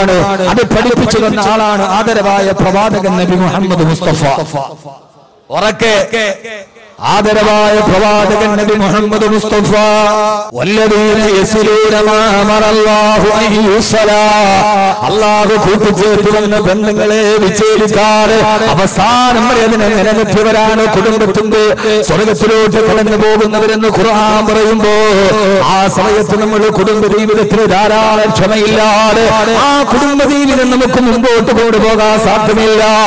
അതുകൊണ്ടാണല്ലോ ക്ഷമ എന്തെന്ന ലോകത്തോട് പഠിപ്പിച്ചു കൊടുത്ത ആദരവായ പ്രവാചകൻ നബി മുഹമ്മദ് മുസ്തഫ സല്ലല്ലാഹു അലൈഹി വസല്ലമ ഒരു ദിവസം ധൃതിയോടെ മസ്ജിദ് നബവിയിൽ നിന്ന് പ്രിയപ്പെട്ട വീട്ടിലോട്ട് കടന്നു പോകുമ്പോ അല്ലാഹുവിന്റെ റസൂലിന്റെ തിരക്ക് നമുക്കറിയാമല്ലോ. ഹബീബായ റസൂലുള്ളാഹി സല്ലല്ലാഹു അലൈഹി വസല്ലമയെ ഒരു നോക്ക് കാണാൻ ആയിരക്കണക്കിന് ആളുകൾ ഒരു നോക്ക് കാണാൻ കാത്തു നിൽക്കുമ്പോ ആ തിരക്കിന്റെ ഇടയിലൂടെ തന്റെ വീട്ടിലോട്ട് കടന്നു പോകുമ്പോ അവിടുത്തെ പ്രിയപ്പെട്ട ഭാര്യ ആയിഷ റളിയല്ലാഹു തആലയുടെ മുമ്പിൽ നിൽക്കുകയാ. തന്റെ വീട്ടിലേക്ക് ജീവിതത്തിന്റെ തിരക്കിന്റെ ഇടയിൽ കടന്നു വന്ന പ്രിയപ്പെട്ട ഭർത്താവിനോട് ആയിഷ റളിയല്ലാഹു തആല ചോദിച്ചു, യാ റസൂലല്ലാഹ്, യാ ഹബീബല്ലാഹ്, അല്ലാഹുവിന്റെ തിരുദൂതരേ, അങ്ങേക്ക് ഈ ദുനിയാവിലെ സ്നേഹമേത് പെണ്ണിനോടാണ് നബി? ആരോടാണ് ചോദ്യം? അല്ലാഹുവിന്റെ റസൂലിനോടാ. തന്റെ ബാഹ്യ ജീവിതത്തിന്റെ തിരക്കുകളുടെ ഇടയിൽ നിന്ന് വീട്ടിലേക്ക് ഒരു സമാധാനത്തിൽ കടന്നു വരുമ്പോ നമ്മളൊക്കെ പറയാൻ പറ്റൂല, ക്ഷമിക്കാൻ കഴിയില്ല ഉസ്താദ്, അവളുടെ വർത്തമാനം അങ്ങനത്തെ വർത്തമാനമോ.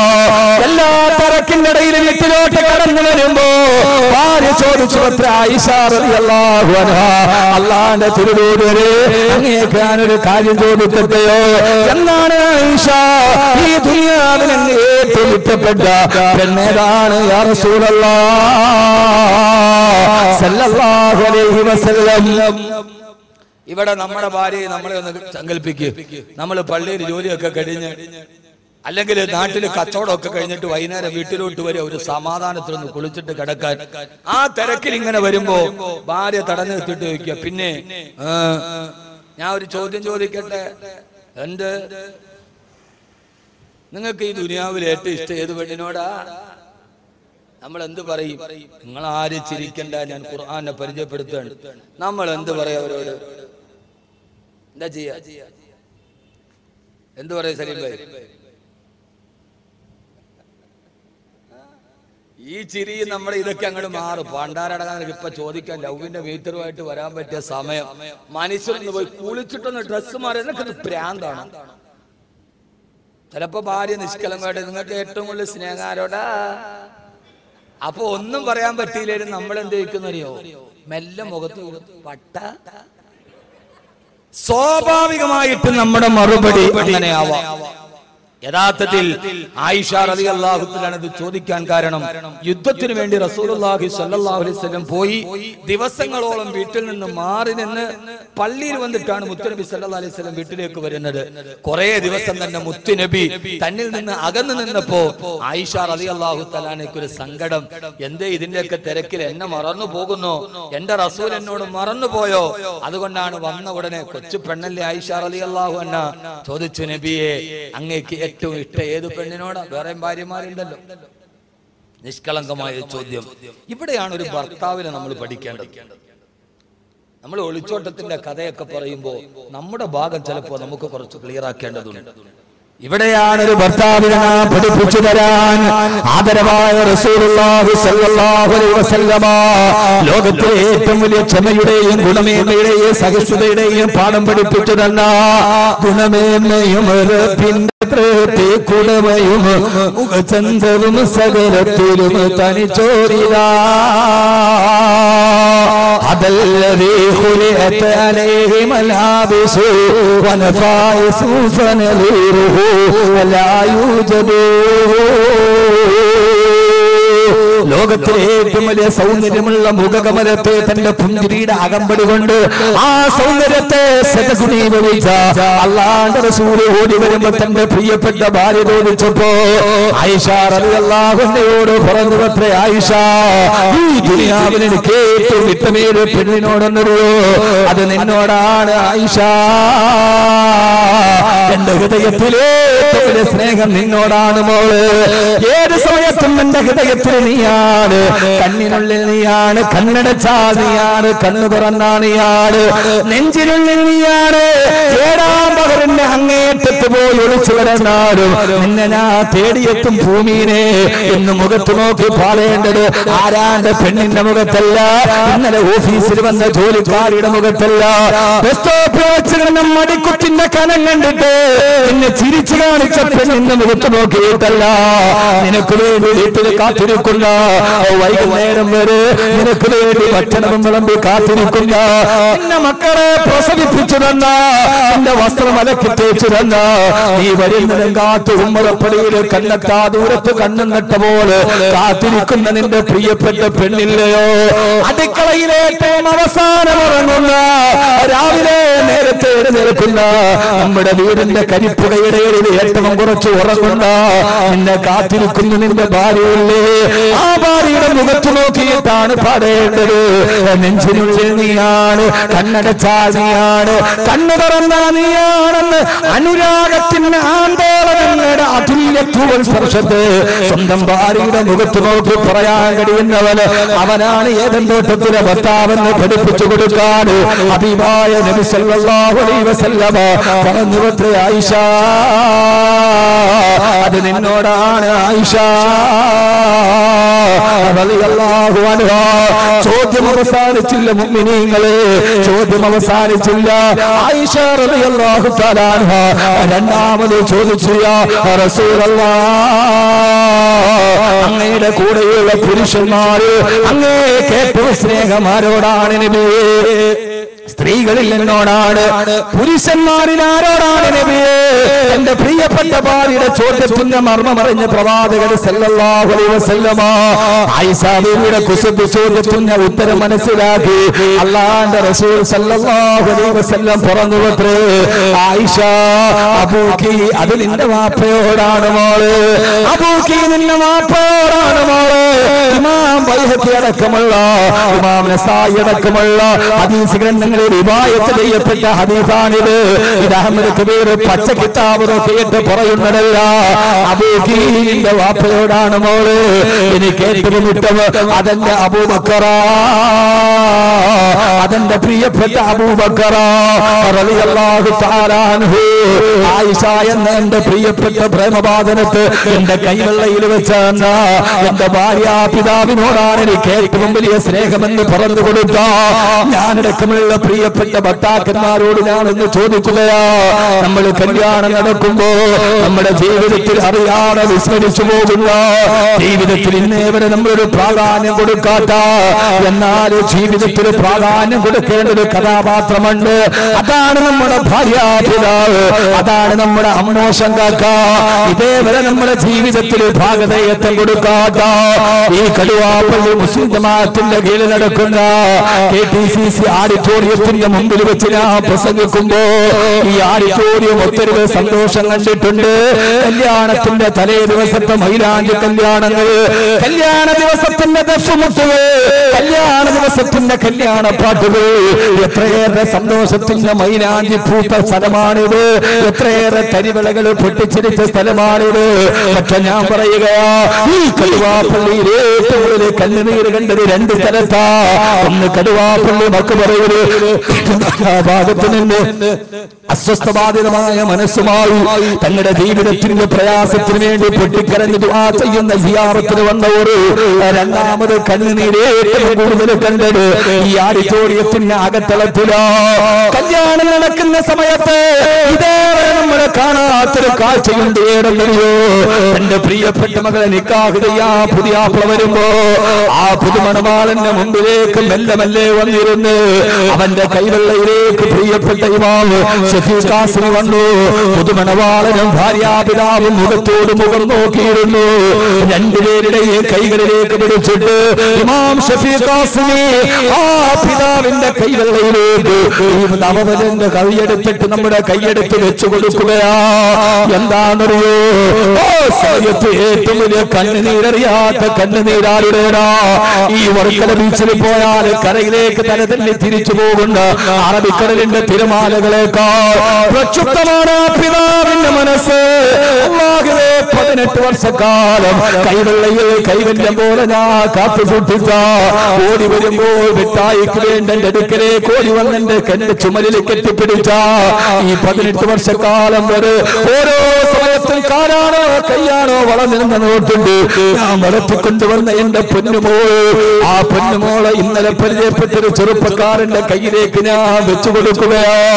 ആ സമയത്ത് ആ ഭാര്യാപിതാവിന്റെ ഹൃദയത്തിന്റെ കണ്ണുനീര് കാണാൻ അയാളുടെ ഹൃദയം തിരമാല പോലെ എരമ്പുകയാണ്. അവൾക്കിനി ഒരു നല്ല ജീവിതം കിട്ടുമോ? എന്റെ പൊന്നുമോള് കണ്ണുനീര് വരുമോ? എന്റെ പൊന്നുമോള് പോകുന്ന വീട്ട് ഇതേവരെ 18 വർഷം ഞാനും ഭാര്യയും അവളുടെ സഹോദരങ്ങളും കൊടുത്ത ഒരു സ്നേഹം അവൾക്ക് കിട്ടുമോ? അതല്ല, എന്റെ പൊന്നുമോള് ജീവിതത്തിൽ എനിക്കറിയാൻ വിധിക്കപ്പെട്ടവളാണോ? ആ സമയത്തിന്റെ പ്രിയപ്പെട്ട ചെറുപ്പക്കാരാ പറഞ്ഞത് തന്നെ പടകി പറയാനല്ല, ഞാൻ നിങ്ങളും അറിയേണ്ട ഒരു കാഴ്ചയുണ്ട്. ആ സമയത്ത് പ്രിയപ്പെട്ട ഷഫീഖ് ഖാസിമി നമ്മുടെ കൈ പിടിച്ചിട്ട് പറഞ്ഞു കൊടുക്കും. നമ്മുടെ ഭാര്യാപിതാവ് പറയുന്നൊരു വാക്കുണ്ട്, ആ പറയുന്നത് നമ്മൾ ഏറ്റു പറയാറുമുണ്ട്. എന്താ പറയുന്നതെന്നറിയോ? വിവാഹം നടക്കുന്ന സമയത്ത് നമ്മുടെ പ്രിയപ്പെട്ട ഭാര്യ നമ്മുടെ കയ്യിലേക്ക് ഭാര്യാപിതാവ് വെച്ചു തരുമ്പോ അദ്ദേഹം പറഞ്ഞൊരു വാക്കിന്റെ അർത്ഥം നമ്മൾ നന്നായിട്ട് അറിഞ്ഞിരുന്നെങ്കിൽ ഒരു ഭർത്താവും ഒരു ഭാര്യയെ കണ്ണുനീര് കുടിപ്പിക്കില്ല, അവളോട് അവിഹിതമായി പെരുമാറില്ല. ആ സമയത്ത് ഭാര്യാപിതാവ് പറയുന്നതെന്താ?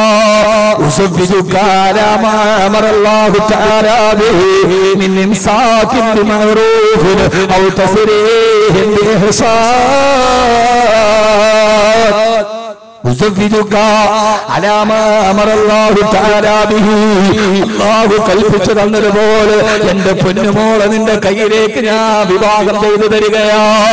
ആ വാക്കിന്റെ അർത്ഥം ഇതാണ്. ഈ ആഡിറ്റോറിയത്തിലെ മുടങ്ങിക്കേട്ട ആ വാക്കിന്റെ അർത്ഥം ഞാൻ എന്റെ ആണുങ്ങളോട് പറഞ്ഞു തരികയാ. ഓരോ പിതാക്കളോട് ഭർത്താക്കന്മാരോട്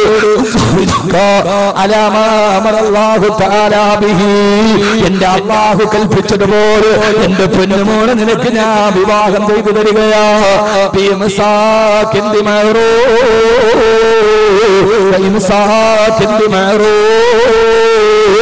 എന്റെ ഈ മകളിലേവരെ ജീവിച്ച സാഹചര്യത്തിൽ നിന്ന് നിന്റെ ജീവിതത്തിലേക്ക് വരുമ്പോ നിനക്കിഷ്ടപ്പെടാത്ത സ്വഭാവം എന്റെ പൊന്നുമോൾക്കുണ്ടാകാം, നിനക്കിഷ്ടപ്പെടാത്ത സ്വഭാവങ്ങൾ ഉണ്ടാവാം. അതിനെല്ലാം നീ ഉപദേശിച്ച് പരിഹരിക്കണേ. അതല്ല ഇൻസാഖെന്ന് പറഞ്ഞാ നോമ്പില്ലെങ്കിലും നോമ്പുള്ളതുപോലെ അഭിനയിക്കുക. ആ ദുസ്വഭാവം നിനക്ക് ഇഷ്ടപ്പെട്ടില്ലെങ്കിലും സന്തോഷത്തോടെ അഭിനയിച്ച് മെല്ലെ മെല്ലെ നീ അതിനെ ശരിയാക്കണേ.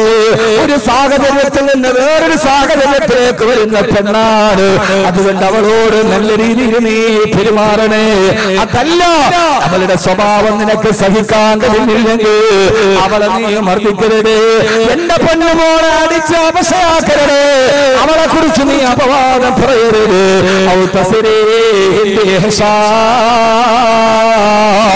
ഞാൻ ഈ ഏൽപ്പിച്ചതുപോലെ ഒരു പോരേൽപ്പിക്കാതെ അവളെ നീ എനിക്ക് തിരിച്ചു തന്നേക്കണേ.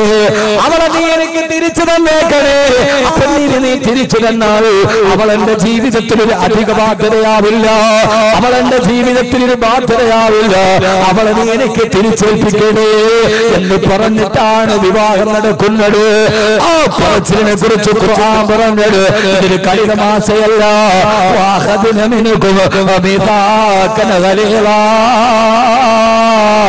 ഇതൊരു ബലിതമായ ഉടമ്പടിയാണ്. ഇത് ബലിതമായ ഉടമ്പടിയാണെന്ന് അല്ലാഹുവിന്റെ വിശുദ്ധ ഖുർആൻ. അതുകൊണ്ട് സഹോദരങ്ങളെ, കുടുംബജീവിതം എന്ന് പറഞ്ഞാൽ അതൊരു വ്യവച്ഛേദനത്തിന്റെ ഗുണപാഠമാണ്. നമ്മുടെ ഭാര്യാപിതാവിന് ഹബീബായ റസൂലുള്ളാഹി സ്വല്ലല്ലാഹു അലൈഹി വസല്ലം പറഞ്ഞു, ആയിഷ, എനിക്ക് ഏറ്റവും ഇഷ്ടപ്പെട്ട പുരുഷൻ അബൂക്കി, അത് നിന്റെ വാപ്പയാണ് പൊന്നുമോളെ. സന്തോഷായി. അബൂക്കി അത് നിന്റെ വാപ്പയാണ്. ഇതാണ് ജീവിതത്തിന്റെ പൊരുൾ. നമ്മൾക്ക് അവരോട് സഹവർത്തിക്കേണ്ട ചില ബാധ്യതകൾ. അബൂക്കി അത് നിന്റെ വാപ്പായ എവിടാണ്? എന്റെ അമ്മോശൻ കാക്ക. ഭാര്യക്ക് എന്താ സന്തോഷം? ഇത് നമ്മൾ അമ്മോശൻ കാക്കായ കാണുമ്പോ അപ്പൊ നമ്മൾ പറയും, പടച്ചോനെ അദാബന്റെ തലയെ വെച്ച ദജ്ജാലാണോ വരണം. ആ ഒരു മനോഭാവമല്ല ആയിഷ റളിയല്ലാഹു തആല അൻഹ ഹബീബായ നബി മുഹമ്മദ് മുസ്തഫ സല്ലല്ലാഹു അലൈഹി വസല്ലമയുടെ ജീവിതത്തിലെ ഏറ്റവും പ്രധാനപ്പെട്ട പാഠമായി നമ്മളോട് പഠിപ്പിച്ചു തരികയാണ്. സ്വർഗ്ഗത്തിലെ കുടുംബമായി മാറണമെങ്കിൽ ഇങ്ങനെ ജീവിക്കാൻ കഴിയണം. ഒരു ദിവസം മഹദിയായ ആയിഷ സിദ്ദീഖ റളിയല്ലാഹു തആല അൻഹ ആദരവായ റസൂലുള്ളാഹി സല്ലല്ലാഹു അലൈഹി വസല്ലമയോട് ചോദിച്ചു, നബിയേ, ഒരു ദിവസം അല്ലാഹുവിന്റെ റസൂൽ വീട്ടിലോട്ട് കയറി വന്നു. ആ സമയത്ത് അല്ലാഹുവിന്റെ റസൂലിനോട് ചോദിച്ചു, നബിയേ, നിങ്ങൾ ലോകത്തുള്ള എല്ലാവർക്കും ദുആ ചെയ്യാറുണ്ട്, ഈ ആയിഷാനെ വല്ലപ്പോഴും ഓർക്കാറുണ്ടോ നബിയെ? റസൂലുള്ളാഹി സ്വല്ലല്ലാഹു അലൈഹി വസല്ലമയുടെ ആയിഷ ബിയുടെ ചോദ്യം, നമ്മൾ ലോകത്തുള്ള എല്ലാവർക്കും വേണ്ടി ദുആ ചെയ്യാറുണ്ട്, നമ്മുടെ ഭാര്യയ്ക്ക് വേണ്ടി ദുആ ചെയ്ത് എത്ര പേരുണ്ടെന്ന്. ഇന്ന് നിസ്കാരം കഴിഞ്ഞ നിസ്കാരത്തിന് മുമ്പൊക്കെ നമ്മൾ ധാരാളം ദുആ ചെയ്തിട്ടുണ്ട്. അവനാന്റെ ഭാര്യയ്ക്ക് വേണ്ടി ദുആ ചെയ്ത് എത്ര പേരുണ്ട് കൂട്ടത്തിൽ? കൈവെക്കാൻ പറഞ്ഞ ഉള്ള മാനവും കൂടെ പൊക്കണ്ട. ബാക്കിയുള്ളവരൊക്കെ നോക്കിയിരിക്കുകയാണ്. അതുകൊണ്ട് പൊക്കണ്ട. അവനാന്റെ ഭാര്യയ്ക്ക് നോക്ക്. ആ ഒരു മനുഷ്യൻ അദ്ദേഹത്തിന്റെ മുടി നരച്ചു, താടി നരച്ചു, എന്നാലും ഭാര്യയ്ക്ക് വേണ്ടി അദ്ദേഹം ദുആ ചെയ്തിട്ട്. അവനവന്റെ ഭാര്യയ്ക്ക് വേണ്ടി ദുആ ചെയ്യുക. ഞാൻ ഈ വാളൊക്കെ പറഞ്ഞ അവസാനം ദുആ ചെയ്യുമ്പോൾ എന്റെ ഭാര്യയ്ക്ക് വേണ്ടി ദുആ ചെയ്യുമ്പോൾ ആളുകൾ ഉസ്താദിന്റെ ഭാര്യയ്ക്ക് വേണ്ടി മാത്രം ഭയങ്കര ദുആ. നമ്മളല്ലേ ചെയ്യേണ്ട, പിന്നെ വേറെ ആരും അവർക്ക് വേണ്ടി ചെയ്യാം. എന്റെ ഭാര്യയ്ക്ക് വേണ്ടി ഷഫീഖ് വലി ദുആ ചെയ്യും. ഷഫീഖ് വലിയുടെ ഭാര്യയ്ക്ക് വേണ്ടി എനിക്ക് ദുആ ചെയ്യാൻ പറ്റുമോ? ഇർഷാദ് വലിയുടെ ഭാര്യയ്ക്ക് വേണ്ടി ഞാനാണ് ദുആ ചെയ്യുക. അവനാന്റെ ഭാര്യമാർക്ക് വേണ്ടി അവനവൻ ദുആ ചെയ്യുക. ഇറങ്ങിപ്പോയി ഒരു നേരത്തെ അന്നം കാത്തുപോയ ഭർത്താവ് സന്തോഷത്തോടെ വീട്ടിൽ തിരിച്ചെത്താൻ മുസല്ലയിലിരുന്ന സ്വന്തം ഭാര്യ ദുആ ചെയ്യുക. അതിനേക്കാൾ വലിയൊരു കുടുംബ ജീവിതത്തിന്റെ കെമിസ്ട്രി വേറെയില്ല. ആ കെമിസ്ട്രി നമ്മൾ പഠിക്കണം. റസൂലുള്ളാഹി സ്വല്ലല്ലാഹു അലൈഹി വസല്ലമയോട് ആയിഷ റളിയല്ലാഹു തആല അൻഹ പറഞ്ഞു അത്രേ, നബിയേ, എനിക്ക് വേണ്ടി നിങ്ങൾ ദുആ ചെയ്യാറുണ്ടോ? ഒന്ന് ദുആ ചെയ്യ് നബി. ഹബീബായ നബി തങ്ങൾ ഒരു ദുആ ചെയ്തു. അതൊരു രസകരമായ ദുആയാണ്. മുത്ത് നബിയുടെ ജീവിതം ഒരു വല്ലാത്ത ജീവിതം, ഒരു രസകരമായ ദുആ ചെയ്തു. എന്താ ദുആ എന്നറിയോ നബിയേ? യാ റസൂലല്ലാഹ്, അങ്ങ് ദുആ ചെയ്തപ്പോൾ ആകാശത്തിൽ നിന്നും മഴ പോലും വർഷിപ്പിച്ചിട്ടുണ്ടല്ലോ നബിയേ. അങ്ങയെ കാട്ടി കുടിലിരിക്കുന്ന പാവപ്പെട്ട ആയിഷയ്ക്ക് വേണ്ടി അങ്ങൊന്ന് ദുആ ചെയ്യുമോ യാ റസൂലല്ലാഹ്? ഇത് പറഞ്ഞു തീരേണ്ട താമസം ഹബീബായ നബി സല്ലല്ലാഹു അലൈഹി വസല്ലമ ആകാശത്തേക്ക് കൈകൾ ഉയർത്തി ദുആ ചെയ്തു അല്ലാഹുവേ അല്ലാഹുമ്മ ഗഫിർ ലി ആയിഷ മാ തഖദ്ദമതു വമാ തഅഖറതു വമാ അഅലൻതു വമാ അസ്ററതു അല്ലാഹുവേ എന്റെ പ്രിയപ്പെട്ട ആയിഷക്ക് നീ പുറത്തു കൊടുക്കണേ അല്ലാഹ് മാ തഖദ്ദമതു ഇതിനു മുമ്പും അവൾ എന്നോട് പല കാര്യങ്ങളും ചെയ്തിട്ടുണ്ട് ഇനി അവളുടെ സ്വഭാവം വെച്ച് ഇനി അവൾ ഇതേപോലെ പലതും എന്നോട് ചെയ്യാനുമുണ്ട് അവൾ ചെയ്തതും ഇനി എന്നോട് ചെയ്യാനുള്ളതും അവൾ രഹസ്യമായി എന്നോട് ചെയ്തതും പരസ്യമായി ചെയ്തതെല്ലാം നീ പുറത്തു കൊടുക്കണേ ഹബീബായ നബി തങ്ങളുടെ രസകരമായ ദുആയാണ് പെണ്ണല്ലേ ഇപ്പൊ ദുആ ചെയ്താലും അവളുടെ സ്വഭാവം വെച്ച് വീണ്ടും അവൾ പലതും എന്നോട് ചെയ്യാനിരിക്കുന്നുണ്ട് ചെയ്തതും ചെയ്യാനിരിക്കുന്നതെല്ലാം എന്റെ പാവപ്പെട്ട ആയിഷക്ക് നീ പുറത്തു കൊടുക്കണേ അല്ലാഹ് ഇത് കേട്ട ആയിഷ റളിയല്ലാഹു തആല ഈ ദുആ കേട്ട് പൊട്ടിച്ചിരിക്കാൻ തുടങ്ങി ചിരിച്ച് ചിരിച്ച് ആയിഷ റളിയല്ലാഹു തആല അവിടെ ഇരുന്നുകൊണ്ട് പൊട്ടിച്ചിരിക്കുകയാ നമ്മളൊക്കെ പറയുമല്ല തലതല്ലി ചിരിക്കുന്നു എന്ന നാടൻ ഭാഷ പോലെ ഇമാമിനെ തുറമുദി റളിയല്ലാഹു അൻഹു ഹദീസ് റിവായത്ത് ചെയ്യുന്നുണ്ട് മഹാനായ അബൂ ഈസ തുറമുദി റളിയല്ലാഹു തആല രേഖപ്പെടുത്തുകയാ തന്റെ പ്രിയപ്പെട്ട ഭർത്താവ് തനിക്ക് വേണ്ടി ചെയ്ത ദുആ കേട്ട് ആ ആയിഷ റളിയല്ലാഹു തആല ചിരിച്ച് ചിരിച്ച് അവസാനം തലതല്ലി ചിരിച്ച് ഹത്താ സകതത് റഅസുഹാ ഫീ ഹുജ്റിൻ നബിയിൽ മുസ്തഫ സല്ലല്ലാഹു അലൈഹി വസല്ലമ ആയിഷ റളിയല്ലാഹു തആലയുടെ തല പോയി ഹബീബായ നബിയുടെ മടിത്തട്ടിൽ ഇടിക്കുന്നത് വരെ ആ മടിയിലെ പോലെ ചിരിച്ച് ചിരിച്ച് ചിരിച്ച് തളർന്ന് തന്റെ തല അല്ലാഹുവിന്റെ റസൂലിന്റെ മടിയിൽ ചേർത്ത് വെച്ച് കിടന്നുപോയി ആയിഷ റളിയല്ലാഹു തആലയുടെ ചിരി കണ്ടപ്പോ ഹബീബായ റസൂലുള്ളാഹി സ്വല്ലല്ലാഹു അലൈഹി വസല്ലം ചോദിച്ചു ആയിഷ അയസറുകി ദുആരി അയസറുകി ദുആയി എന്റെ ദുആ നിന്നെ ഇത്രയേറെ സന്തോഷിപ്പിച്ചു ആയിഷ ഇത്രയേറെ സന്തോഷിപ്പിച്ചു ആയിഷ ഹബീബായ നബി തങ്ങളുടെ മടിത്തട്ടിൽ പോയി തലതെത്തുന്നത് ഒരു ദുആ കേട്ട് പൊട്ടിച്ചിരിച്ച എന്റെ പ്രിയപ്പെട്ട സഹോദരങ്ങളെ 8 മടം വീതിയും 10 മടം നീളമുള്ള ആകാശത്ത് മഴ പെയ്താൽ ഓലക്കീലുകളുടെ ഇടയിലൂടെ മഴത്തുള്ളികളെ തടം തള്ളിയാത്തൊടുക്കുന്ന ഒരു കൊച്ചുകൂടിയിൽ പൊട്ടിച്ചിരിച്ച് ജീവിച്ചു പോയ എല്ലാ പ്രയാസങ്ങളും പ്രതിബന്ധങ്ങളും ഉണ്ടായിട്ടും ഞാൻ എന്റെ പ്രിയപ്പെട്ട സഹോദരങ്ങളോട് പറയാ നമുക്ക് സമ്പത്ത് വേണ്ട നമുക്ക് സൗന്ദര്യം വേണ്ട കോൺക്രീറ്റ് സൗരത്തിന്റെ ശീതീകരിച്ച റൂമിൽ ഒരു കൊതുകിന് പോലും കിടന്നു വരാത്ത റൂമിൽ കിടന്നിറങ്ങണ്ട പിന്നെയോ 8 മണി നീളമുള്ള ഒരു കൊച്ചു റൂമിൽ കിടക്കുമ്പോ ആ റൂമിനെ കുറിച്ചാണ് അവിടെയാണ് ആയിഷ ബീവിയുടെ അടുക്കളയുള്ളത് 8 മടം നീളവും 10 മടം വീതിയുമുള്ള ഭാര്യ ഭർത്താവ് താമസിച്ച റൂമിനെ കുറിച്ചാണ് ലോകാവസാനം വരെ വരുന്ന ഖുർആനിലെ സൂറത്തിന് പേര് നൽകിയത് സൂറത്ത് ഹുജറാത്ത് എന്ന് പറഞ്ഞാൽ മുറികൾ എന്നാണ് അർത്ഥം ഏത് മുറിയാണ് അത് സുൽത്താൻ സലാഹുദ്ദീൻ ബോക്കിയുടെ റൂമല്ല ഏത് റൂമിനെ കുറിച്ചാ പറയുക ബോളിവുഡിന്റെ നടി ആഞ്ചലീന ജോളി മധുവിധു ആഘോഷിച്ച ദുബൈയിലെ പാംതുമീറ ബീച്ചില് കുട്ടിമക്കളിന്റെ അടിഭാഗത്തു കൂടി പറന്നു പോകുന്ന ഡോൾഫിനുകളെ ലൈവായി കണ്ട് കിടന്നിറങ്ങിയ മുറിയെ കുറിച്ചല്ല അറബിക്കടലിൽ നേരെ തിരിഞ്ഞു നിൽക്കുന്ന ഒരു മാസം 950 കോടി രൂപ വരുമാനമുള്ള 140 റൂമുകളും 2 ഹെലിപ്പാഡുകളും 4 മിനി തിയേറ്ററുകളും 2000 പരിചായകന്മാരും 4.5 ഏക്കർ പൂന്തോട്ടവും 4 ഏക്കറോളം നീണ്ടു നിൽക്കുന്ന സ്വിമ്മിംഗ് പൂളുകളുമുള്ള മുകേഷ് അംബാനിയുടെ അറ്റ്ലാന്റയെ കുറിച്ചല്ല പിന്നെ ഈ പറയുന്ന വീടിനെ കുറിച്ചെന്നറിയോ ഏത് വീടിനെ കുറിച്ചെന്നറിയോ ഒരു നേരത്തെ വിളക്ക് കത്തിക്കാൻ എണ്ണ പോലുമില്ലായിരുന്ന ആയിഷ റളിയല്ലാഹു തആല അല്ലാഹുവിന്റെ റസൂൽ വഫാത്തായതിനു ശേഷം ആയിഷ റളിയല്ലാഹു തആല തന്റെ കൂട്ടുകാരികളോട് കഥ പറയുമ്പോ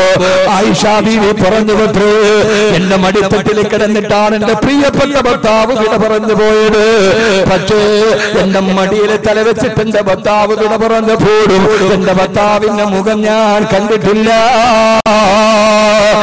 എന്റെ ഭർത്താവിന്റെ മുഖം കണ്ടിട്ടില്ല കൂട്ടുകാരികളെ ചോദിച്ചു, ആയിഷ ബീവി എന്താ പറയാ? വഫാത്താകുന്നതിന് തൊട്ട് മുമ്പ് നിങ്ങളുടെ ഭർത്താവ് നിങ്ങളുടെ മടിയിൽ കിടക്കുമ്പോ റസൂലുള്ളാഹിയുടെ ഇടത്തെ കവിളിലേക്ക് നിങ്ങളുടെ വലത്തെ കൈ വെച്ചിട്ട് നിങ്ങളുടെ പള്ളയോട് ചേർത്ത് വെച്ചിട്ട് പല്ല് വരെ നിങ്ങൾ തേച്ചു കൊടുത്തതല്ലേ? ഒരു കൊച്ചുകുട്ടിയെ പോലെ ഭർത്താവിനെ ചേർത്ത് പിടിച്ച് പല്ല് തേച്ചു കൊടുത്തിട്ടല്ലേ വഫാത്തായത്? എന്നിട്ട് നിങ്ങൾ ഭർത്താവിന്റെ മുഖം കണ്ടില്ലെന്നോ? അതിശയോക്തി കലർത്തുന്ന ഈ വാക്ക് കേട്ടപ്പോ പൊട്ടിക്കരന്നുകൊണ്ട് ആയിഷ റളിയല്ലാഹു തആല പറഞ്ഞ വാക്ക് ഞാൻ എന്റെ പ്രിയപ്പെട്ട സഹോദരങ്ങളോട് പങ്കുവെക്കുകയാ. ആയിഷ റളിയല്ലാഹു തആല പറഞ്ഞു, അല്ലാഹുവിന്റെ റസൂൽ എന്റെ പ്രിയപ്പെട്ട ഭർത്താവിന്റെ മടിയിൽ കിടന്ന് വിട പറയുമ്പോ ആ സമയത്ത് നിങ്ങളുടെ വീട്ടിൽ വിളക്ക് കത്തിക്കാനുള്ള എണ്ണയുണ്ടായിരുന്നില്ല. വിളക്ക് കത്തിക്കാനുള്ള എണ്ണയില്ലാത്ത കാരണത്താൽ വീട്ടിൽ കൂരിട്ടായിരുന്നു.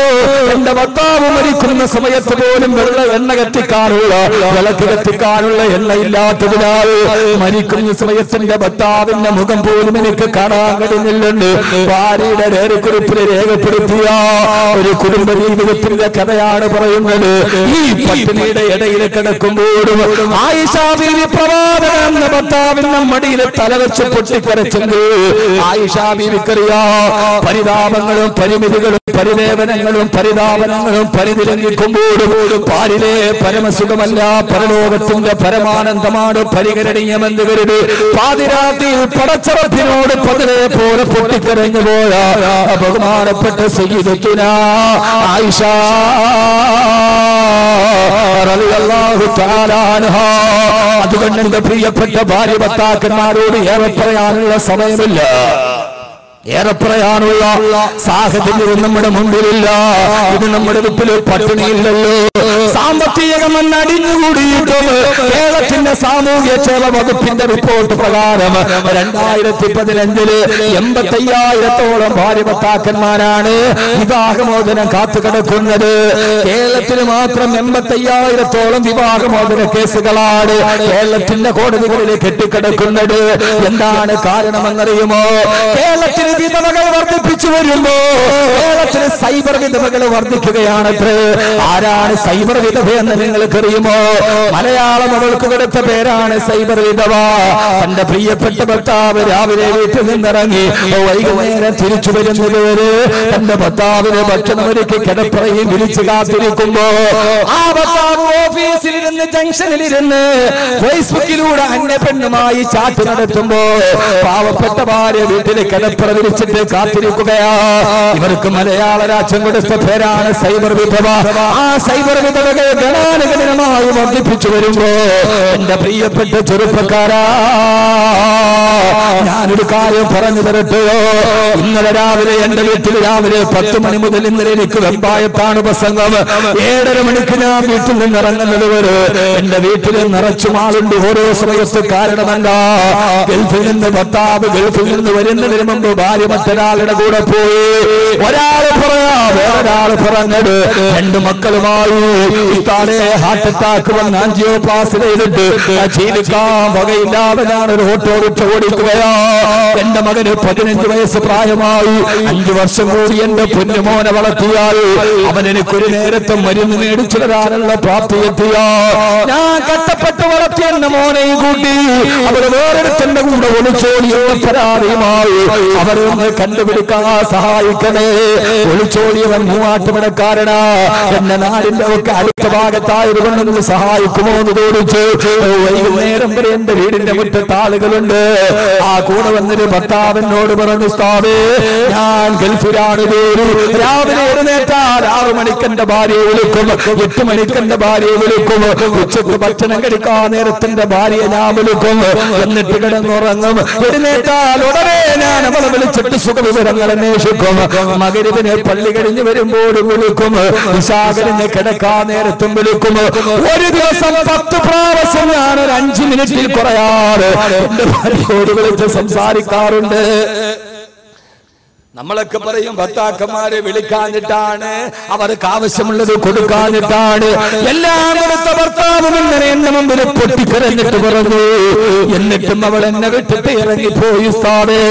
എന്റെ പ്രിയപ്പെട്ട സഹോദരങ്ങളെ, സഹോദരിമാരെ, അതുകൊണ്ട് എനിക്ക് നിങ്ങളോട് പറയാനുള്ളത്, എല്ലാം നഷ്ടപ്പെട്ട് ഭർത്താവിനെ വിട്ടിട്ട് ഇറങ്ങിപ്പോകുന്ന ഭാര്യമാരുടെ, മാതാപിതാക്കളെ വിട്ടിട്ട് ഇറങ്ങിപ്പോകുന്ന ഓരോ കഥ കേൾക്കുമ്പോ അല്ലാഹു നമ്മുടെ ഭാര്യമാരെ സാലിഹാത്തുകളാക്കി തരട്ടെ.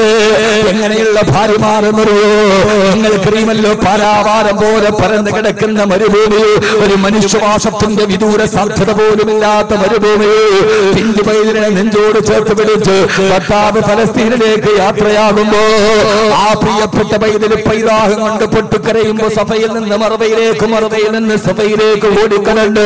കാൽപ്പാടത്തിന്റെ ഇടയിൽ നിന്ന് നിർഗലിച്ചു വന്ന ജലസരത്തുകൾ കൊണ്ട് ജലപാനം ചെയ്ത് ആ പ്രിയപ്പെട്ട മകനെ വളർത്തു വലുതാക്കി 8 വർഷക്കാലം വളർത്തു വലുതാക്കുമ്പോ ആരാരും കടന്നു വരാത്ത മക്കയുടെ ഊഷരഭൂമിയിൽ ആരുമില്ലാതെ തന്നെ മകനായ ഇസ്മായിലിനെ വളർത്തു വലുതാക്കി 8 വർഷം കഴിയുമ്പോഴാണ് ഫലസ്തീനിൽ നിന്ന് പിതാവായ ഇബ്രാഹിം നബി വരിക.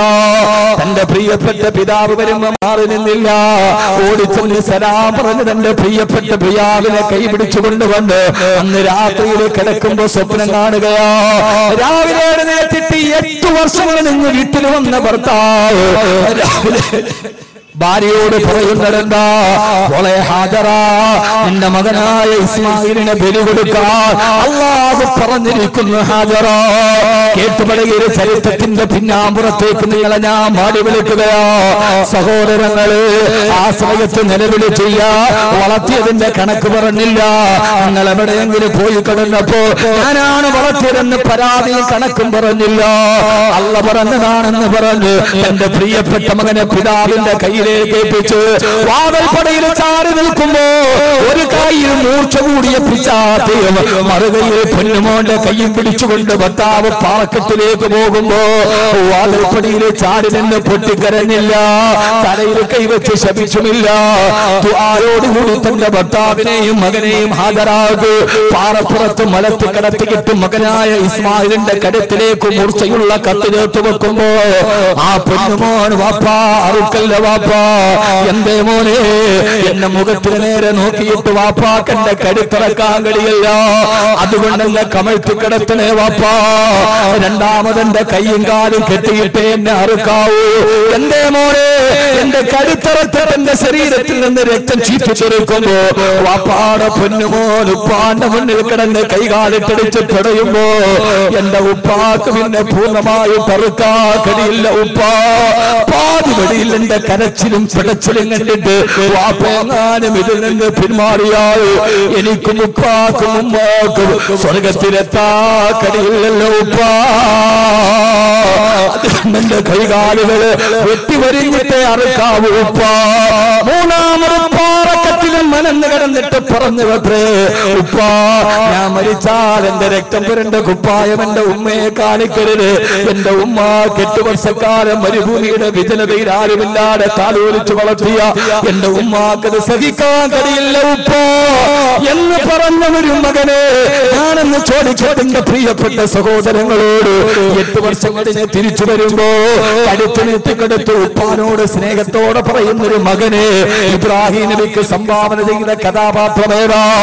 ആ കഥാപാത്രമാണ് ബീവി ഹാജറ റളിയല്ലാഹു തആല അൻഹാ. മരുഭൂമിയിൽ നിന്നുകൊണ്ട് മകനെ വളർത്തുമ്പോ ഓരോ സമയത്തും ഭക്ഷണം വിളമ്പി കൊടുക്കുമ്പോ പൊന്നുമോനെ ഇസ്മായില്, നിന്റെ വാപ്പയായ ഇബ്രാഹിം ഫലസ്തീനിലേക്ക് പോയത് നമ്മളെ ഇട്ടേച്ച് പോയതല്ല, അല്ലാഹുവിന്റെ തൃപ്തിക്ക് വേണ്ടി പോയതാണ്, പടച്ചിറപ്പിന്റെ ദീനിന് വേണ്ടി പോയതാണ്. അതുകൊണ്ട് ഉപ്പാനെ വെറുക്കല്ല മോനെ എന്ന് പറഞ്ഞു വാപ്പയുടെ അഭാവത്തില്, വാപ്പയില്ലാത്ത സമയത്ത് മക്കളോട് വാപ്പയുടെ ത്യാഗത്തിന്റെ കഥകൾ പറഞ്ഞു കൊടുക്കുന്ന ഒരു ഹാജറയായ ഭാര്യയെ നമുക്ക് കിട്ടിയാലല്ലാതെ നമ്മൾ വീട്ടിലില്ലാത്ത സമയത്ത് 3 നേരം മക്കൾക്ക് ഭക്ഷണം വിളമ്പി കൊടുക്കുമ്പോ പൊന്നുമോനെ നിന്റെ വാപ്പ സൗദി അറേബ്യയിൽ കിടന്ന് ഈ പൊരിവയിലത്തെ കഷ്ടപ്പെട്ടുണ്ടാക്കിയ അയച്ചു തരുന്ന പൈസയാണ് നമ്മുടെ മുമ്പിൽ ആഹാരമായിട്ട് നിൽക്കുന്നത്. നിന്റെ വാപ്പ കടുവാപ്പള്ളിയിലും മത്തിക്കച്ചവടം നടത്തി രാവിലെ മുതൽ വൈകുന്നേരം വരെ നടുറോഡിലിരുന്നിട്ട് മീൻ കച്ചവടം നടത്തി രാവിലെ മുതൽ വൈകുന്നേരം വരെ കട തുറന്നു വെച്ച് ഒരു നേരത്തെ ഭക്ഷണത്തിന് വേണ്ടി കഷ്ടപ്പെട്ട് നിന്റെ വാപ്പ ഏറ്റവും ചെറിയ ശമ്പളത്തിലും ജോലി ചെയ്ത് കിട്ടുന്ന പൈസയാണ് മക്കള്. നമ്മുടെ വാപ്പ കഷ്ടപ്പെട്ട പൈസയാണ് ഈ തരുന്ന ആഹാരമല്ലേ.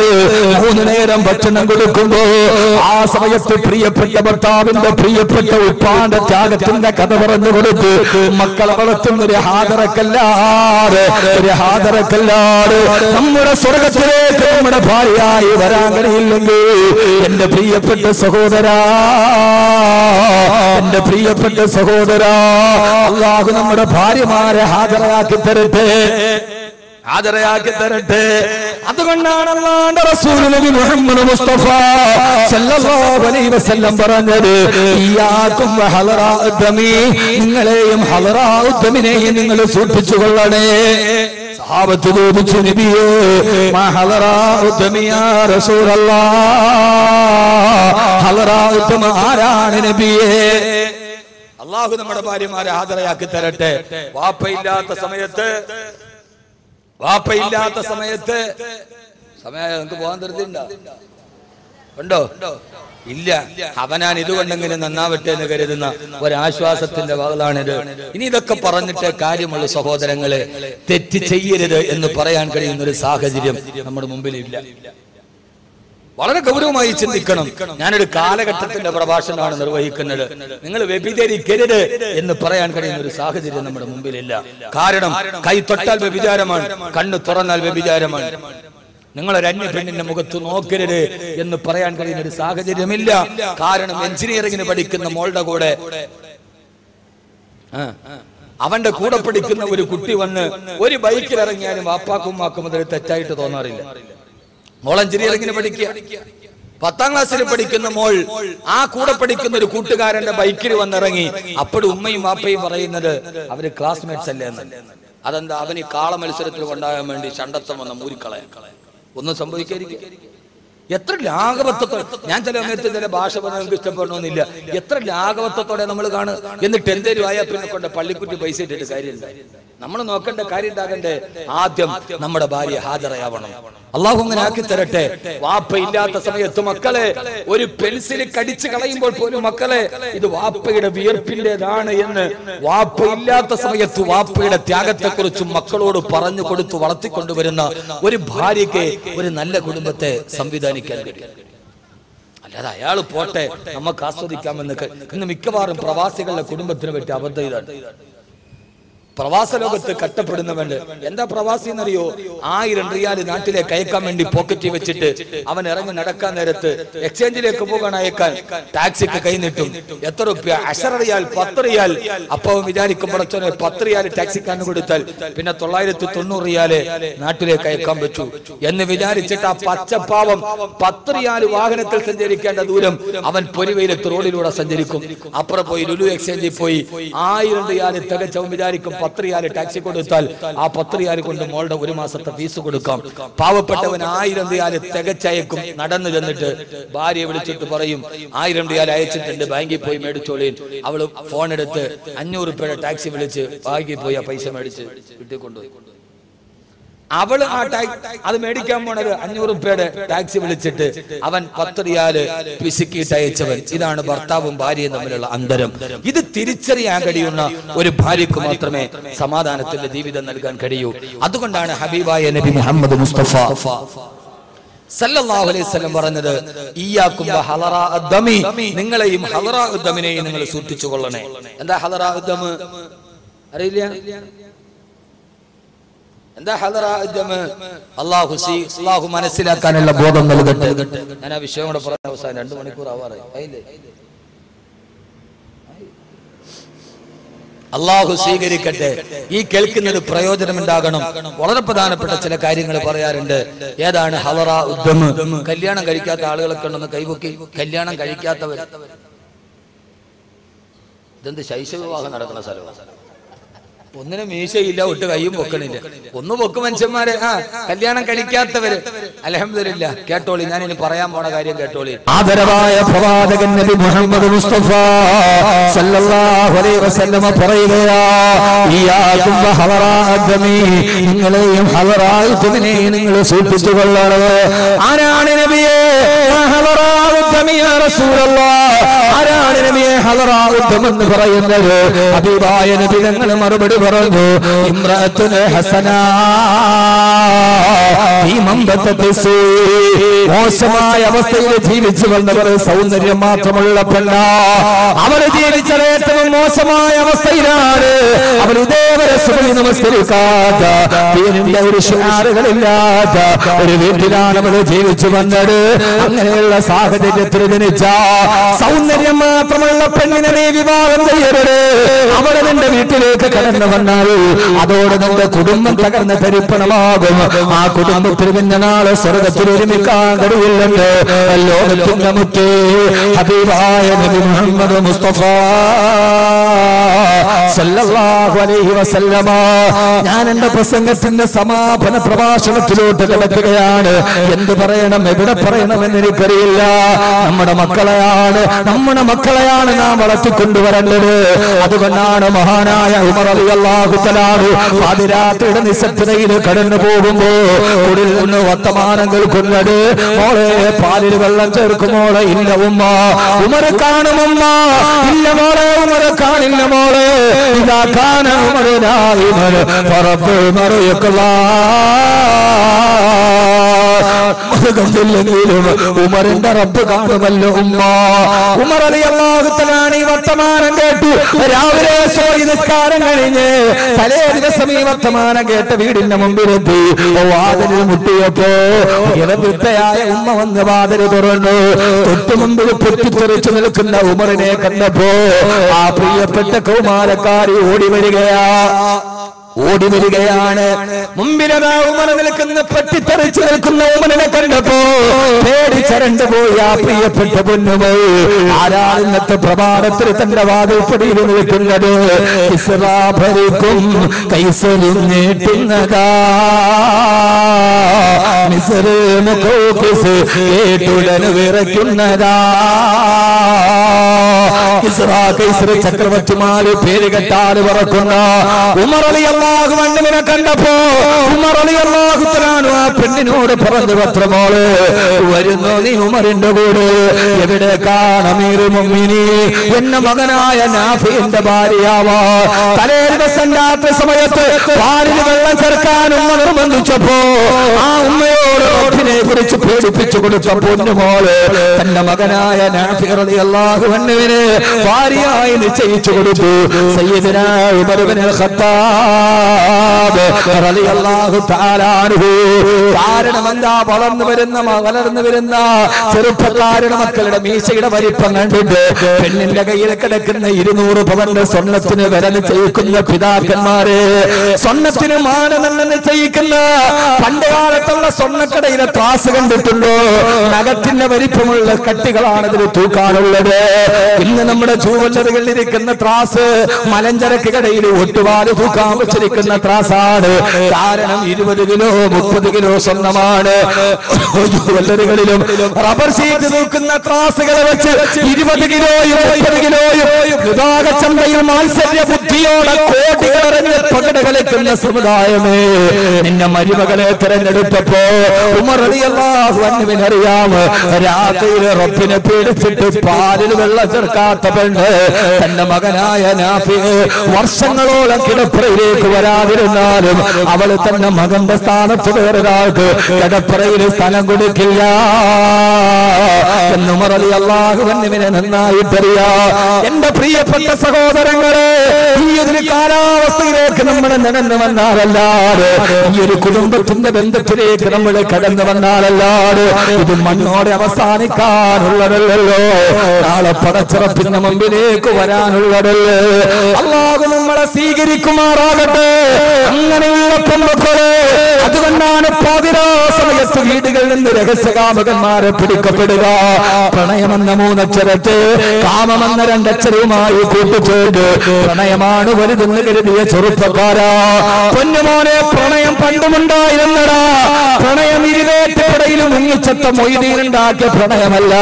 ഇത് ചങ്ങമ്പുഴയുടെ രമണനുണ്ടായപ്പോഴല്ല പ്രണയമുണ്ടായത്.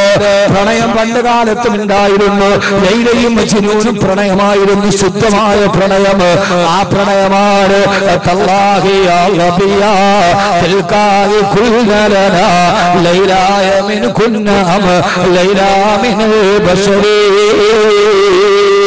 പച്ചപ്പുൽമേടുകളിൽ പച്ചപ്പുല്ലിരുന്ന പച്ചപ്പാൻമേ മാൻപേടകളോട് മാൻപേടകളുടെ നയനധ്വനത്തിന്റെ സൗകുമാര്യം കണ്ടപ്പോ എന്റെ ലൈലയുടെ കണ്ണ് നിങ്ങളെ പോലെയാണെന്ന് പാടിപ്പോയ മജ്നൂന്റെ പാട്ട്. എന്നാൽ അശ്ലീലത്തിന്റെ പ്രണയം ഉണ്ടായിട്ടുണ്ട്. ഇമ്മുൽ ഖൈസ് അശ്ലീലത്തിന്റെ പ്രണയത്തിന്റെ ആളാണ്. നിങ്ങൾ പഠിച്ചോ? മൊയ്തീനല്ല പ്രണയം ഉണ്ടാക്കി തന്നത്. ലൈലയും മജ്നൂനും നല്ല പ്രണയമാണ്.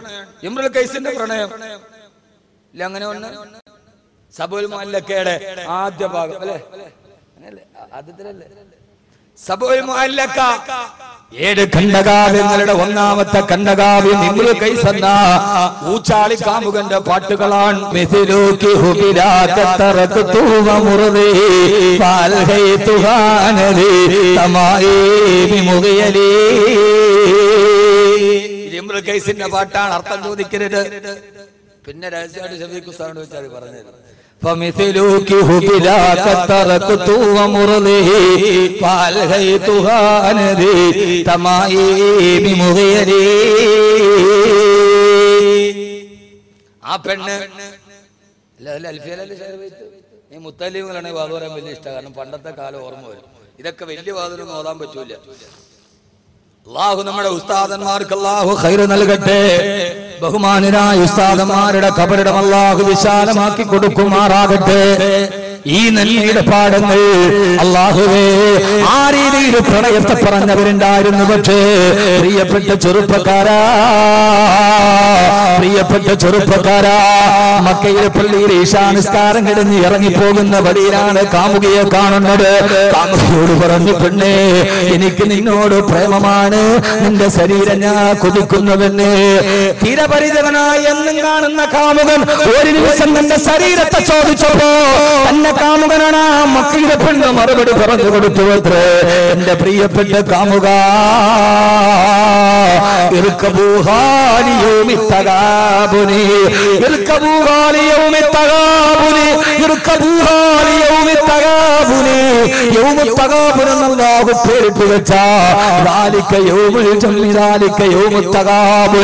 എല്ലാവരെയും പരലോകത്ത് ഒരുമിച്ച് കൂട്ടുന്ന മഹിഷറയിൽ ഈ പ്രണയം നമുക്ക് രണ്ടുപേർക്ക് പ്രയോജനം ചെയ്യുമെന്ന് ആ പ്രണയത്തിന് ഞാൻ തയ്യാറാണ്. ചെറുപ്പക്കാരാ, മഹിഷറയില് കുറ്റം കിട്ടുന്നതാണെങ്കിൽ ഞാനില്ലെന്ന് പറഞ്ഞ കാമുകയുണ്ടായിരുന്നു ചരിത്രത്തിൽ.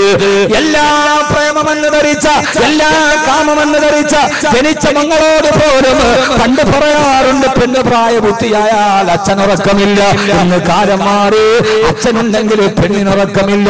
അപ്പുറത്തെ റൂമിൽ കിടക്കുന്ന പ്രായബുദ്ധിയായ പെണ്ണ് വാതിൽ കുറ്റിയിടാതെ കിടക്കാൻ പേടിയാണ്. അത് കള്ള് കച്ചവടക്കാരനെ പേടിച്ചിട്ടല്ല, അപ്പുറത്ത് കിടക്കുന്ന ജന്മം നൽകിയ പിതാവിനെ പേടിച്ചിട്ട്. ഒരു പൊന്നുമോൾക്ക് ജീവിക്കാൻ കഴിയാത്ത അവസ്ഥയിൽ വരുമ്പോ മലയാളത്തിന്റെ ഒരു ആധുനിക കവിയുണ്ട് സത്താറാദൂർ. അദ്ദേഹത്തിന്റെ 2 വരി കവിത ഞാൻ പറഞ്ഞു തരാം.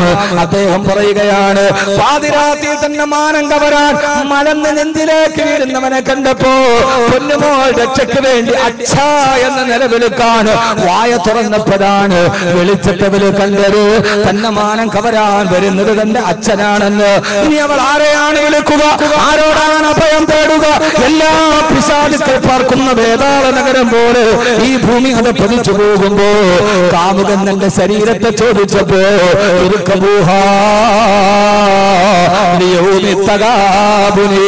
നാളെ പരലോകത്ത് നമുക്ക് ഇതുകൊണ്ട് പ്രയോജനമുണ്ടെങ്കിൽ ഞാനതിന് തയ്യാറാണെന്ന് പറയുന്ന വലിയ കാണുന്ന കാമുകനോട് മഹിഷറെ കുറിച്ച് പറഞ്ഞു കൊടുക്കുന്ന തന്റെ ശരീരത്തിൽ തൊടാൻ വരുന്നവനോട് ഇല്ല ഇല്ല ഇത് പരലോകത്തേക്കാണെങ്കിൽ ഞാനുണ്ടെന്ന് പറയാൻ കഴിയുന്ന ഒരു ഭാര്യക്കും മക്കൾക്കുമാണ്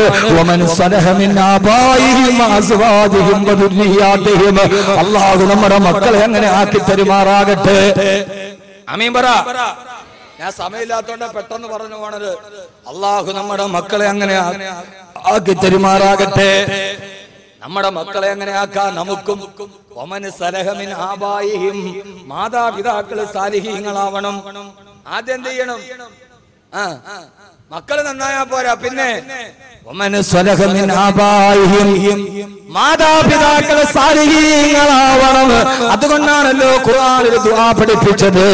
റബ്ബനാ ഹബ് ലനാ മിൻ അസ്വാദിനാ വ ദുർരിയാതിനാ ഖുർറത അയ്യുനിൻ.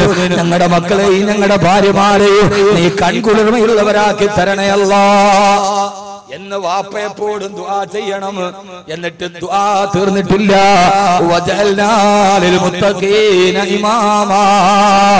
നിന്റെ ഭാര്യയും നിന്റെ മക്കളും നിനക്ക് കൺകുളിർമയുള്ളവരാകണമെങ്കിൽ നീ മുത്തഖിയായാൽ പോരാ, നീ മുത്തഖീങ്ങളുടെ ഇമാമാവണം. അതാണ് ദുആയുടെ അർത്ഥം. വജഅൽനാ ലിൽ മുത്തഖീന ഇമാമ. എന്റെ ഭാര്യയും മക്കളും നന്നാവണമെന്ന് ദുആ ചെയ്താൽ പോരാ. നിനക്ക് മനസ്സിലാവണുണ്ടോ ഞാൻ പറയണത്? ഉണ്ടോ ഉണ്ടോ മച്ചന്മാരെ? ഉണ്ടോ ഇല്ലയോ? അത് നമ്മൾ ഉറക്കമാണ്. പിന്നെന്താ ഒരു ഹറക്കത്ത് സുക്കൂനില്ലാത്തത്? എന്റെ ഭാര്യയും മക്കളും സാലിഹീങ്ങളാകണമെന്ന് എപ്പോഴും ആണുങ്ങൾ ദുആ ചെയ്യണം. ചെയ്താ പോരാ. വജഅൽനാ ലിൽ മുത്തഖീന ഇമാമ. ദുആ ചെയ്യുന്ന വാപ്പ മുത്തഖിയായാലും ഇത് നടക്കൂല. പിന്നെയോ മുത്തഖീങ്ങളുടെ ഇമാമാവണം. മുത്തഖിയായാലും ഭാര്യയും മക്കളും സാലിഹീങ്ങളാകാൻ ബുദ്ധിമുട്ടാണ്. മുത്തഖീങ്ങളുടെ ഇമാമാവണം എന്ന് ഖുർആൻ. അല്ലാഹു നമുക്ക് നന്മ നൽകട്ടെ. അല്ലാഹു നമുക്ക് നന്മ നൽകട്ടെ. അല്ലാഹു നമുക്ക് നന്മ നൽകട്ടെ. അതുകൊണ്ട് സഹോദരങ്ങളെ ഞാൻ ചുരുക്കുകയാണ്, നമ്മുടെ മക്കളെ നമ്മൾ ആ രീതിയിൽ വളർത്താൻ തയ്യാറാവണം. നിങ്ങൾ വിചാരിക്കുന്നുണ്ടാവും, ഓ എന്റെ മകൻ എഞ്ചിനീയറിംഗിനായി തലപ്പാവ് കെട്ടി മുത്തല്യങ്ങളൊക്കെ പച്ചപ്പൊട്ടന്മാരുടെ മക്കളാന്ന് കരുതുന്ന ഒരു ലോകം ഉണ്ടാവും. കാരണം എന്താ? അവരൊക്കെ ദീൻ പഠിക്കാൻ വന്നു. നമ്മുടെ മക്കളോട് നമുക്ക് പഠിപ്പിച്ചു കൊടുക്കൽ ബാധ്യതയുണ്ട്. മഹാനായ അബ്ദുല്ലാഹ് ഇബ്നു സഅദ് റളിയല്ലാഹു തആല പറയാണ്, 6 വയസ്സ് എനിക്ക് പ്രായമുള്ളപ്പോ എന്റെ വാപ്പ എനിക്ക് കൃത്യമായി ചൊല്ലാൻ ഒരു ദിക്ർ പഠിപ്പിച്ചു തന്നു. എത്ര വയസ്സുള്ളപ്പോ? ഇങ്ങോട്ട് എത്ര വയസ്സുള്ളപ്പോ? 6 വയസ്സുള്ളപ്പോ. ആര് പഠിപ്പിച്ചു കൊടുത്തു? പള്ളിക്കലെ മൂല്യാരല്ല എന്റെ വാപ്പ, പള്ളിക്കലെ മുക്രിയല്ല, എന്റെ വാപ്പ 6 വയസ്സ് പ്രായമുള്ളപ്പോ എനിക്കൊരു ദിക്ർ പഠിപ്പിച്ചു തന്നു. മോനെ അബ്ദുല്ലാഹ് ഇബ്നു സഅദ് റളിയല്ലാഹു അൻഹു പറയാ, എന്റെ വാപ്പ എനിക്ക് 6-ാമത്തെ വയസ്സിൽ ഒരു ദിക്ർ പഠിപ്പിച്ചു തന്നു. എന്നിട്ട് പറഞ്ഞു, മോനെ അബ്ദുല്ലാഹ്, ഇത് നീ മുടങ്ങാതെ എപ്പോഴും ഈ ദിക്ർ ചൊല്ലണേ. മഹാനായ അബ്ദുല്ലാഹ് ഇബ്നു സഅദ് റളിയല്ലാഹു അൻഹു രേഖപ്പെടുത്തുന്നുണ്ട്, ആ ദിക്ർ ഞാൻ 8 വയസ്സ് വരെ 2 വർഷത്തോളം ആ ദിക്ർ ഞാൻ തുടർച്ചയായി ചൊല്ലി. വജഅല ഫീ ഖൽബി നൂറാ. അപ്പൊ എന്റെ ഹൃദയം പ്രകാശിക്കാൻ തുടങ്ങി. പിന്നെയും 2 വർഷം കൂടി ആ ദിക്ർ ഞാൻ ചൊല്ലി. അപ്പൊ എന്റെ ആത്മാവിന് പ്രകാശം ഉണ്ടാവാൻ തുടങ്ങി. 10 വയസ്സായപ്പോ ആ പെണ്ണുമോന്റെ ഹൃദയവും റൂഹും പ്രകാശിക്കാൻ തുടങ്ങി. ഇനി എങ്ങനെയാണ് അവനോട് ഹിന്ദു പെണ്ണിനെ വിളിച്ചിട്ട് വീട്ടിലേക്ക് വരിക? അങ്ങനെ പ്രകാശിച്ച ഒരു പെണ്ണെങ്ങനെയാണ് വേറൊരുത്തരുടെ കൈ പിടിച്ചിട്ടിറങ്ങി പോവുക? എങ്ങനെയാണ് അവൾക്ക് ആ പാഠം മറക്കാൻ കഴിയുക? അവളുടെ ഹൃദയത്തിൽ നൂറായല്ലോ. ഹൃദയത്തിൽ നൂറില്ലാത്തത് കൊണ്ടാണ് മദീനയിൽ താമസിച്ചിട്ട് മുനാഫിക്കീങ്ങളെ നരകത്തിൽ പോയത്. ഖത്തമല്ലാഹു അലാ ഖുലൂബിഹിം വഅലാ സമഇഹിം വഅലാ അബ്സാരിഹിം ഗിശാവ. അവർ അവരുടെ കണ്ണിന്റെ മുകളിലും അവരുടെ ഹൃദയത്തിൽ ഞാൻ സീൽ ചെയ്ത് കളഞ്ഞു.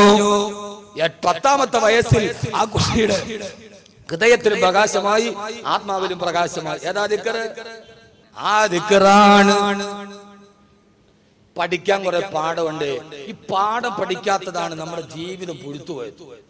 ആ ദിക്റാണ് എന്റെ വാപ്പ എനിക്ക് 6ാമത്തെ വയസ്സിൽ പഠിപ്പിച്ചു തന്ന ദിക്റാണ്. അല്ലാഹു ഹാദിരി, അല്ലാഹു നാദിരി, അല്ലാഹു ഷാഹിദി, അല്ലാഹു മടി. അല്ലാഹു ഹാദിരി, അല്ലാഹു നാദിരി, അല്ലാഹു ഷാഹിദി, അല്ലാഹു മടി. മോനെ അബ്ദുല്ലാഹ്, അല്ലാഹു ഹാദിരി, അല്ലാഹ് നമ്മുടെ മുമ്പിൽ ഹാദിറാണ് മോനെ. അല്ലാഹു നാദിരി, അല്ലാഹ് നിന്നെ കാണുന്നുണ്ട് മോനെ. അല്ലാഹു ഷാഹിദി, നമ്മൾ എന്ത് ചെയ്താലും അല്ലാഹ് അതിന് സാക്ഷിയാണ് മോനെ. അല്ലാഹു മടി, അല്ലാഹ് നമ്മുടെ കൂടെയുണ്ട് മോനെ അബ്ദുല്ലാഹ്. അതുകൊണ്ട് അല്ലാഹ് കിട്ടപ്പെടാത്തതൊന്നും ചെയ്യരുതേ കൺമണിയെ എന്നെന്റെ വാപ്പ 6ാമത്തെ വയസ്സിൽ എനിക്ക് പഠിപ്പിച്ചു തന്ന ദിക്റാണ്. നമ്മളിത് മക്കൾക്ക് പഠിപ്പിച്ചു കൊടുക്കൂല. കാരണം ഇത് അവനവൻ തന്നെ പറഞ്ഞാൽ കാഫിറാകും എന്നുള്ള വാദത്തിലാണ് നമ്മൾ. ഇത് മക്കൾക്ക് പഠിപ്പിച്ചു കൊടുക്കൂല. കാരണം ഇത് പള്ളിക്കലെ മൂല്യാർക്ക് കാശുണ്ടാക്കാനുള്ള ഉപാധിയാണെന്ന് നമ്മൾ പറഞ്ഞു പരത്തിയപ്പോ ഞാൻ പറയാണ്, പള്ളിക്കലെ മൂല്യാർക്ക് കാശോത്തിട്ട് നിങ്ങൾ ബേജാറാവണ്ട. ഇത് പള്ളിക്കലെ മൂല്യാരുടെ നെയ്ച്ചോറിന്റെ മാർഗമല്ല. പള്ളിക്കലെ മൂല്യാരോത്തിട്ട് ആരും ബേജാറാവണ്ട. കാരണം കോടിക്കണക്കിന് രൂപ വിറ്റു വരുമാനമുള്ള കോടീശ്വരന്മാര് കടക്കണി വന്നിട്ട് ആത്മഹത്യ ചെയ്തിട്ടുണ്ട്. പക്ഷേ ദുനിയാവില് ഏറ്റവും ചെറിയ ശമ്പളത്തിൽ ജോലി ചെയ്ത പള്ളിയുടെ മുഖ്യദേവരെ കടക്കണി വന്നിട്ട് ആത്മഹത്യ ചെയ്ത ചരിത്രം കേരളത്തിൽ കേട്ടിട്ടില്ല. ഉണ്ടോ? ഞങ്ങൾ പറയും കേരളത്തിൽ വാർത്ത ഞങ്ങൾ പറയും വിജയ് മല്യ ഓടി. ആരാ വിജയ് മല്യ? ഒരു പള്ളി മുക്രിയും നാട് വിട്ടു പോയിട്ടില്ല. എന്നാൽ ദുനിയാവിലെ ഏറ്റവും ചെറിയ ശമ്പളത്തിൽ ജോലി ചെയ്യുന്ന ആൾ എന്താ പറയാൻ വേണ്ടി? ദുനിയാവിലെ ഏറ്റവും ചെറിയ ശമ്പളം ബംഗാളിക്ക് പോലും 500 രൂപ. ഇപ്പൊ ബംഗാളി 600 കൊടുക്കാൻ ജോലിയുമില്ല. എന്നാലും പള്ളിക്കലെ മുക്രിക്കാക്കാടെ ഒരു ദിവസം 200 രൂപ പോലും കണക്കൂട്ടുണ്ട്. ഞാൻ കണ്ണൂർ ഇപ്പോൾ എടുത്ത് വാതിനൊക്കെ മുക്രിക്കാക്കാരുടെ വെച്ച് ശമ്പളം എത്ര? 1500. 1500. ആ മനുഷ്യൻ എപ്പോഴും അദ്ദേഹം റാഹത്താണ്. അതുകൊണ്ട് പള്ളിക്കലെ മൂല്യാരെ കൈമടക്കോത്തിട്ട് ആരും ബുദ്ധിമുട്ടണ്ട. അത് അല്ലാഹു ഒരു വഴിയിൽ നടത്തുന്നുണ്ട്. അതിലാരും ബേജാറാവണ്ട. ഇത് അവനാന് വേണ്ടി പഠിപ്പിച്ചു കൊടുത്ത ദിക്റാണ്. അല്ലെ പള്ളിക്കലെ മൂല്യാർക്ക് ജീവിക്കുണ്ടാക്കി കൊടുത്താൽ. പള്ളിക്കലെ മുക്രിക്കാക്ക ഒരു പ്രശ്നമില്ല. ഏറ്റവും ചെറിയ ശമ്പളത്തിൽ ജോലി ചെയ്യുന്ന മുക്രി ഇതേവരെ കടക്കണി എന്ന് ആത്മഹത്യ ചെയ്തിട്ടില്ല. അത് അല്ലാഹു നൽകുന്നതാണ്. എന്റെ വാപ്പ എനിക്ക് പഠിപ്പിച്ചു തന്നതാണ്. അല്ലാഹു ഹാദിരി, അല്ലാഹു നാദിരി, അല്ലാഹു ഷാഹിദി, അല്ലാഹു മരി. അങ്ങനെ ഒരു പിതാവിന്റെ മകനായി ഇസ്മായിലായി ഹാജറയായി ഈ 2.5 മണിക്കൂർ കൊണ്ട് 3 കഥാപാത്രങ്ങളെ ഞാൻ പഠിപ്പിച്ചു തന്നു നിങ്ങളോട്.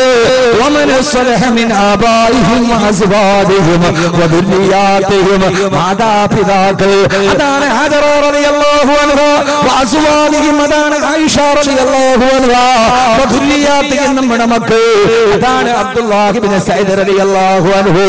സ്വർഗ്ഗത്തിന്റെ ഏദൻ തോട്ടത്തിൽ ഒരുമിച്ച് കൂടുന്ന സ്വർഗ്ഗ കുടുംബത്തിന്റെ റോൾ മോഡലാണ് പഠിപ്പിച്ചു തന്നത്. അല്ലാഹുവേ, അല്ലാഹുവേ, വാപ്പയോട് സ്നേഹമുള്ള മക്കളായി മൈലാണ്ടിയുടെ കല്യാണ പന്തലിൽ നിന്ന് വരൻ വരുന്നതിന് 1 മണിക്കൂർ മുമ്പ് ഒരു പെണ്ണിനെങ്ങനെയാണ് ഇറങ്ങിപ്പോവാൻ കഴിയുക? കട്ടപ്പെട്ട് വളർത്തിയ വാപ്പ, അത് നിന്റെ വാപ്പ അനുഭവിച്ച വെയിലാണെന്ന് കരുതി മരിച്ചിട്ട് മണ്ണിന്റെ അടിയിലേക്ക് പോയാലും നാളെ സ്വർഗത്തിൽ ഞങ്ങൾക്ക് ഒരുമിച്ച് കൂടാൻ കഴിയുമല്ലോ. നിങ്ങളുടെ വാപ്പ ഞങ്ങൾക്ക് നഷ്ടപ്പെട്ടു പോയി. ഉമ്മയെ സ്നേഹിച്ചു കൊതിരിട്ടില്ല. ഉമ്മയും നഷ്ടപ്പെട്ടു പോയി, ഉമ്മയും നഷ്ടപ്പെട്ടു പോയി. അല്ലാഹുവേ, അല്ലാഹുവേ, എത്രയെത്ര മക്കളാണ് സ്നേഹിച്ചു കൊതിരിയുന്നതിന് മുമ്പേ വിട പറഞ്ഞു പോയത്.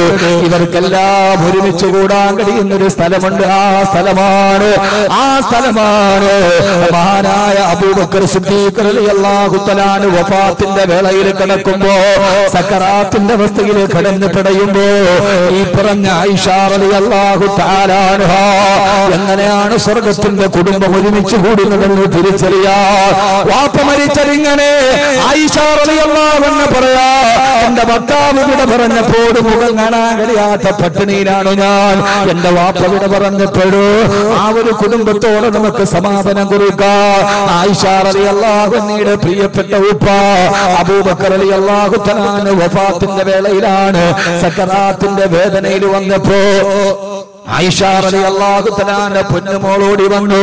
വാപ്പാന്റെ അടുക്കൽ നിന്നിട്ട് പറഞ്ഞു, വാപ്പാ അങ്ങ് ഈ ലോകത്തിൽ നിന്ന് വിട പറഞ്ഞു പോയാൽ അങ്ങേക്ക് പകരം വെക്കാൻ ഇനി ആരുമില്ലല്ലോ ഉപ്പാ എന്ന് ദുഃഖത്തോടെ പറയവേ സക്കറാത്തിന്റെ വേദനയിൽ കിടന്നിട്ട് അബൂബക്കർ റളിയല്ലാഹു തആല പറഞ്ഞു, പൊന്നുമോളെ ആയിഷ, അന്ന് 20 വയസ്സാണ് ആയിഷ ബീവിയുടെ പ്രായം. അങ്ങനെ അല്ലല്ലോ മോളെ പറയേണ്ടത്. അബൂബക്കർ റളിയല്ലാഹു അൻഹുവിന്റെ പ്രായം 63 വയസ്സാണ്. മുത്തുനബിയുടെ അതേ പ്രായത്തിലാണ് അബൂബക്കർ റളിയല്ലാഹു അൻഹു വഫാത്താകുന്നത്. ആ സ്നേഹത്തിന്റെ നിദാനം പോലെ വഫാത്താകുന്നതിന് തൊട്ടു മുമ്പ് റസൂലുള്ളാഹി സ്വല്ലല്ലാഹു അലൈഹി വസല്ലം അലിയെ കണ്ടു, അലിയേ നീ എങ്ങാനും എന്നെ അടുത്ത് വന്നില്ലായിരുന്നുവെങ്കിൽ എന്റെ മകൾക്ക് ഏറ്റവും നല്ല ഭർത്താവിനെ കിട്ടുമായിരുന്നില്ലല്ലോ അലിയേ. വഫാത്തിന്റെ തൊട്ടു മുമ്പുള്ള വേളയിലാണ് ഉസ്മാൻ റളിയല്ലാഹു അൻഹുവിനെ കണ്ടു. ഉസ്മാനേ, ഉസ്മാനേ, എന്റെ പൊന്നുമോള് സൈനബിനെ നിനക്ക് ഞാൻ വിവാഹം ചെയ്തു തന്നു. അവള് മരിച്ചുപോയി. രണ്ടാമത്തെ മോളെ നിനക്ക് ഞാൻ വിവാഹം ചെയ്തു തന്നു. ഇനിയും എനിക്കൊരു മോള് കൂടി ഉണ്ടായിരുന്നെങ്കിൽ ഞാൻ നിനക്ക് വിവാഹം ചെയ്ത് തരുമായിരുന്നു. അലി റളിയല്ലാഹു അൻഹുവിനെ സമാശ്വസിപ്പിച്ചു. ഉസ്മാൻ റളിയല്ലാഹു അൻഹുവിനോട് കഥ പറഞ്ഞു. അപ്പോഴാണ് ഇടത് ഭാഗത്ത് ഉമർ റളിയല്ലാഹു അൻഹു, വലത് ഭാഗത്ത് അബൂബക്കർ റളിയല്ലാഹു അൻഹു അവരുടെ നടുവിൽ നിന്നിട്ട് അവരുടെ ഇരു ചുമലുകളിലേക്ക് തന്റെ റിസാലത്തിന്റെ ഇരു കരങ്ങൾ എടുത്തു വെച്ചിട്ട് ഉറക്കെ പറഞ്ഞു, ഉമറേ, അബൂബക്കറേ, വഹകദാ യദ്ഖുലു സാലിസാനി ഫിൽ ജന്ന, വഹകദാ യദ്ഖുലു സാലിസാനി ഫിൽ ജന്ന. ഇങ്ങനെയാണ് നമ്മൾ 3 പേര് സ്വർഗ്ഗത്തിൽ നിൽക്കുന്നത് അബൂബക്കറേ. അതുകൊണ്ടാണ് റൗളയിലും അങ്ങനെ തന്നെ കിടന്നുണങ്ങുന്നത്. സ്വർഗ്ഗത്തിൽ എങ്ങനെയാണോ ഒരുമിച്ച് കൂടുന്നത് അതേപോലെ റൗളയിലും ഒരുമിച്ച് കൂടി. മരണത്തിലും അങ്ങനെ തന്നെ.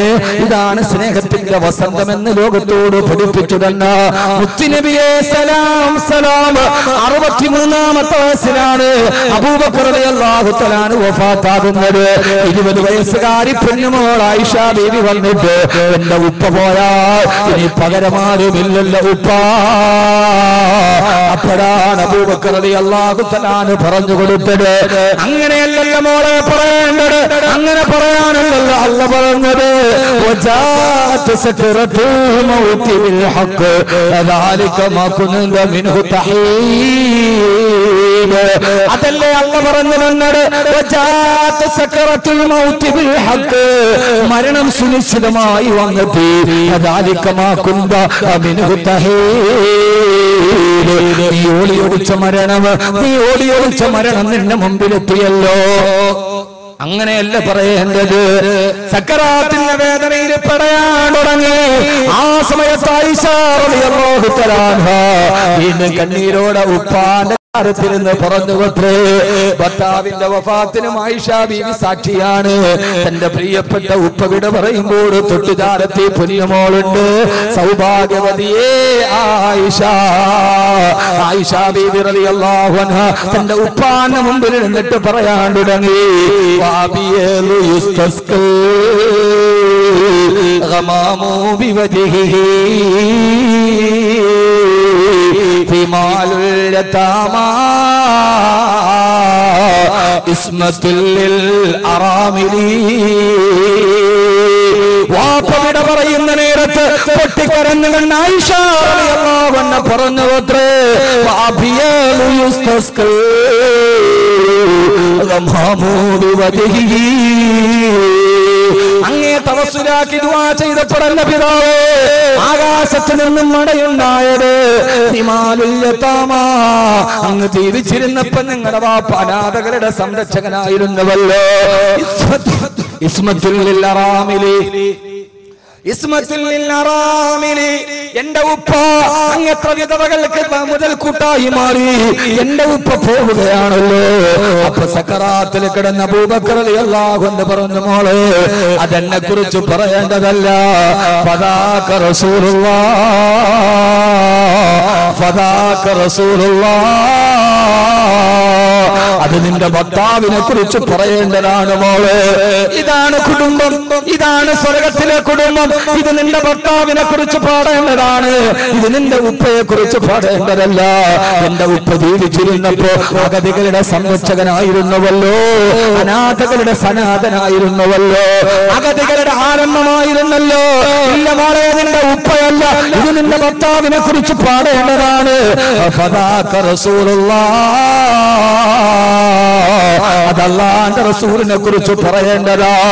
എന്നിട്ട് പറഞ്ഞു, മോളെ ആയിഷ, മോളെ ആയിഷ, വാപ്പാടെ മുഖവും ഒന്ന് മൂടാണ്, ഒരു വെള്ളത്തുണി എടുത്തുകൊണ്ടുവാ മോളെ. വാപ്പ സക്കറാത്തിൽ നിലവിളിക്കുമ്പോ വാപ്പാടെ മുഖവും ഉടലും മൂടാന് ഒരു തുണി എടുക്കാൻ 20 വയസ്സുകാരി പൊന്നുമോളോടി. അടുത്തു നിന്ന സഹാബത്തിന് മനസ്സിലായി സക്കറാത്തിന്റെ വേദനയിലാണ്. സഹാബത്ത് ചോദിച്ചു, അമീറുൽ മുഅ്മിനീൻ ഖദ് ജാഅ ഇലൈക തബീബ്, ഞങ്ങളൊരു വൈദ്യനെ വിളിച്ചു കൊണ്ടുവരട്ടെ, രോഗം കലശലാകുന്നുവല്ലോ, ഒരു വൈദ്യനെ ഞങ്ങൾ വിളിച്ചു കൊണ്ടുവരട്ടെയോ? അബൂബക്കർ റളിയല്ലാഹു അൻഹു പറഞ്ഞു, വേണ്ട വേണ്ട, വൈദ്യൻ വന്നെന്നെ പരിശോധിച്ചിട്ട് തിരിച്ചു പോയതേയുള്ളൂ. ഒരു വൈദ്യൻ വന്നിരുന്നു, ആ വൈദ്യൻ എന്നെ പരിശോധിച്ചിട്ട് തിരിച്ചുപോയി. സഹാബത്ത് ചോദിച്ചു, പരിശോധന കഴിഞ്ഞ് വൈദ്യൻ പോയോ? പരിശോധിച്ചിട്ട് വൈദ്യൻ എന്താണ് പറഞ്ഞു തന്നത്? മഹാനായ അബൂബക്കർ റളിയല്ലാഹു തആല പറഞ്ഞു, അത്രേ എന്നെ പരിശോധിച്ച വൈദ്യൻ പോകാൻ നേരത്തെ എന്നോട് പറഞ്ഞു, അന ഫആലുൽ ലിമാ ഉരീദ്, അന ഫആലുൽ ലിമാ ഉരീദ്, നീ എന്റെ അടുക്കലേക്കാണ് വരുന്നത്, നിന്നെ ഞാൻ എനിക്കിഷ്ടമുള്ളത് ചെയ്യുമെന്ന് എന്റെ വൈദ്യൻ എന്നോട് പറഞ്ഞു തന്നിട്ടുണ്ടെന്ന് മഹാനായ അബൂബക്കർ റളിയല്ലാഹു അൻഹു.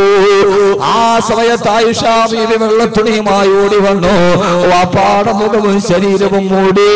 പെട്ടെന്ന് സഹാബത്ത് ചോദിച്ചു, മഹാനവറുകളെ, നിങ്ങൾ വിട പറയുകയാണല്ലോ, ഔസുനിയ അമീറുൽ മുഅ്മിനീൻ, ഞങ്ങളോടൊരു വസിയത്ത് പറഞ്ഞിട്ട് പിരിഞ്ഞു പോണേ.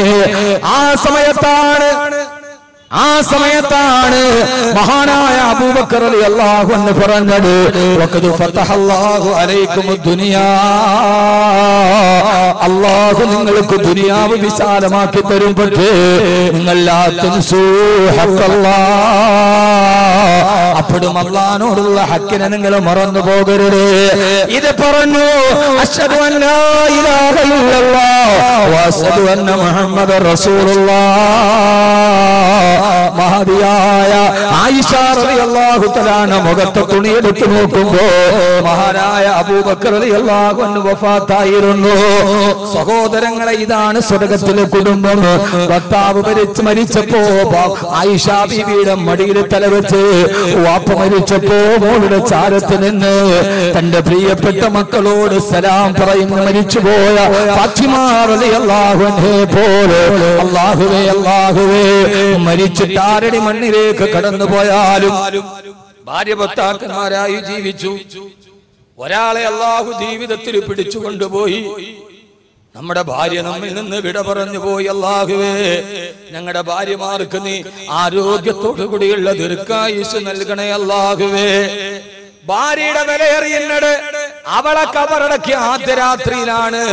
ഭാര്യ നഷ്ടപ്പെട്ടിട്ട് അവളെ കബറടക്കിയിട്ട് ഇന്നലെ അവളോടൊത്ത് കിടന്ന കിടപ്പുമുറിയിൽ ഒറ്റയ്ക്കാകുമ്പോ അവള് പ്രസവിച്ചു തന്ന പൊന്നുമക്കളെ നമ്മുടെ ചാരത്തേക്ക് കെട്ടിപ്പിടിച്ചു കിടക്കുമ്പോ ഇതേവരെ വിലയറിയാത്ത, പലപ്പോഴും പരിഹസിച്ച് നമ്മുടെ പ്രിയപ്പെട്ടവളുടെ വില നാം അറിയുന്നത് അവൾ ആറടി മണ്ണിലേക്ക് പോകുമ്പോഴാണ്. അല്ലാഹുവേ, അല്ലാഹുവേ, ഞങ്ങളുടെ മരണത്തിന് മുമ്പ് ഞങ്ങളുടെ ഭാര്യമാരെ നീ മരിപ്പിക്കല്ലേ അല്ലാ. ഭാര്യ മരിച്ച ഒരു ഭർത്താവിന്റെ ജീവിതമേറെ കഷ്ടമാണ്. ഭാര്യയുടെ വില നാം അറിയുന്നത് അവളെ മണ്ണിട്ട് മൂടിയ ഖബറിന്റെ അർദ്ധരാത്രിയിലാണ്. പൊന്നുമോനെ, എത്ര വലിയ കാമുകി നിനക്കുണ്ടെങ്കിലും നിന്റെ ആരോഗ്യം നഷ്ടപ്പെട്ട് കിടപ്പറയിൽ പഴന്തുണിക്കെട്ട് പോലെ കിടന്നിട്ട് മലവും മൂത്രവും നീ വിസർജിച്ച് കളയുമ്പോ ആ നിന്റെ മലമൂത്ര വിസർജനം നീ കിടക്കുന്ന കട്ടിലിന്റെ താഴെ വന്ന് അറപ്പില്ലാതെ വെറുപ്പില്ലാതെ മുഖമൊന്ന് ചുളിക്കാതെ വാരിക്കളയാൻ 2 സ്ത്രീ ജന്മത്തിനേ കഴിയൂ. അതൊന്ന് നിന്റെ ഉമ്മയാണ്, മറ്റൊന്ന് നിന്റെ ഭാര്യയാണ്. ഈ രണ്ട് സ്ത്രീ ജന്മത്തിനല്ലാതെ മൂന്നാമതൊരു ജന്മത്തിന് അത് കഴിയില്ല. അറപ്പും വെറുപ്പും മുഖത്ത് വരാതെ വാരിക്കളയാണ്. അതുകൊണ്ട് ഭാര്യമാരോടുള്ള ഹക്ക് നിർവഹിക്കണേ. എന്നാലേ വൽ മലായികത്തു യദ്ഖുലൂന അലൈഹിം മിൻ കുല്ലി ബാബ് സലാമുൻ അലൈക്കും ബിമാ സബർതും ഫനിഅമ ഉഖ്ബദ്ദാർ. നാളെ സ്വർഗത്തിലെ കുടുംബമായി ഒരുമിച്ച് കൂടാൻ നമുക്ക് കഴിയുകയുള്ളൂ.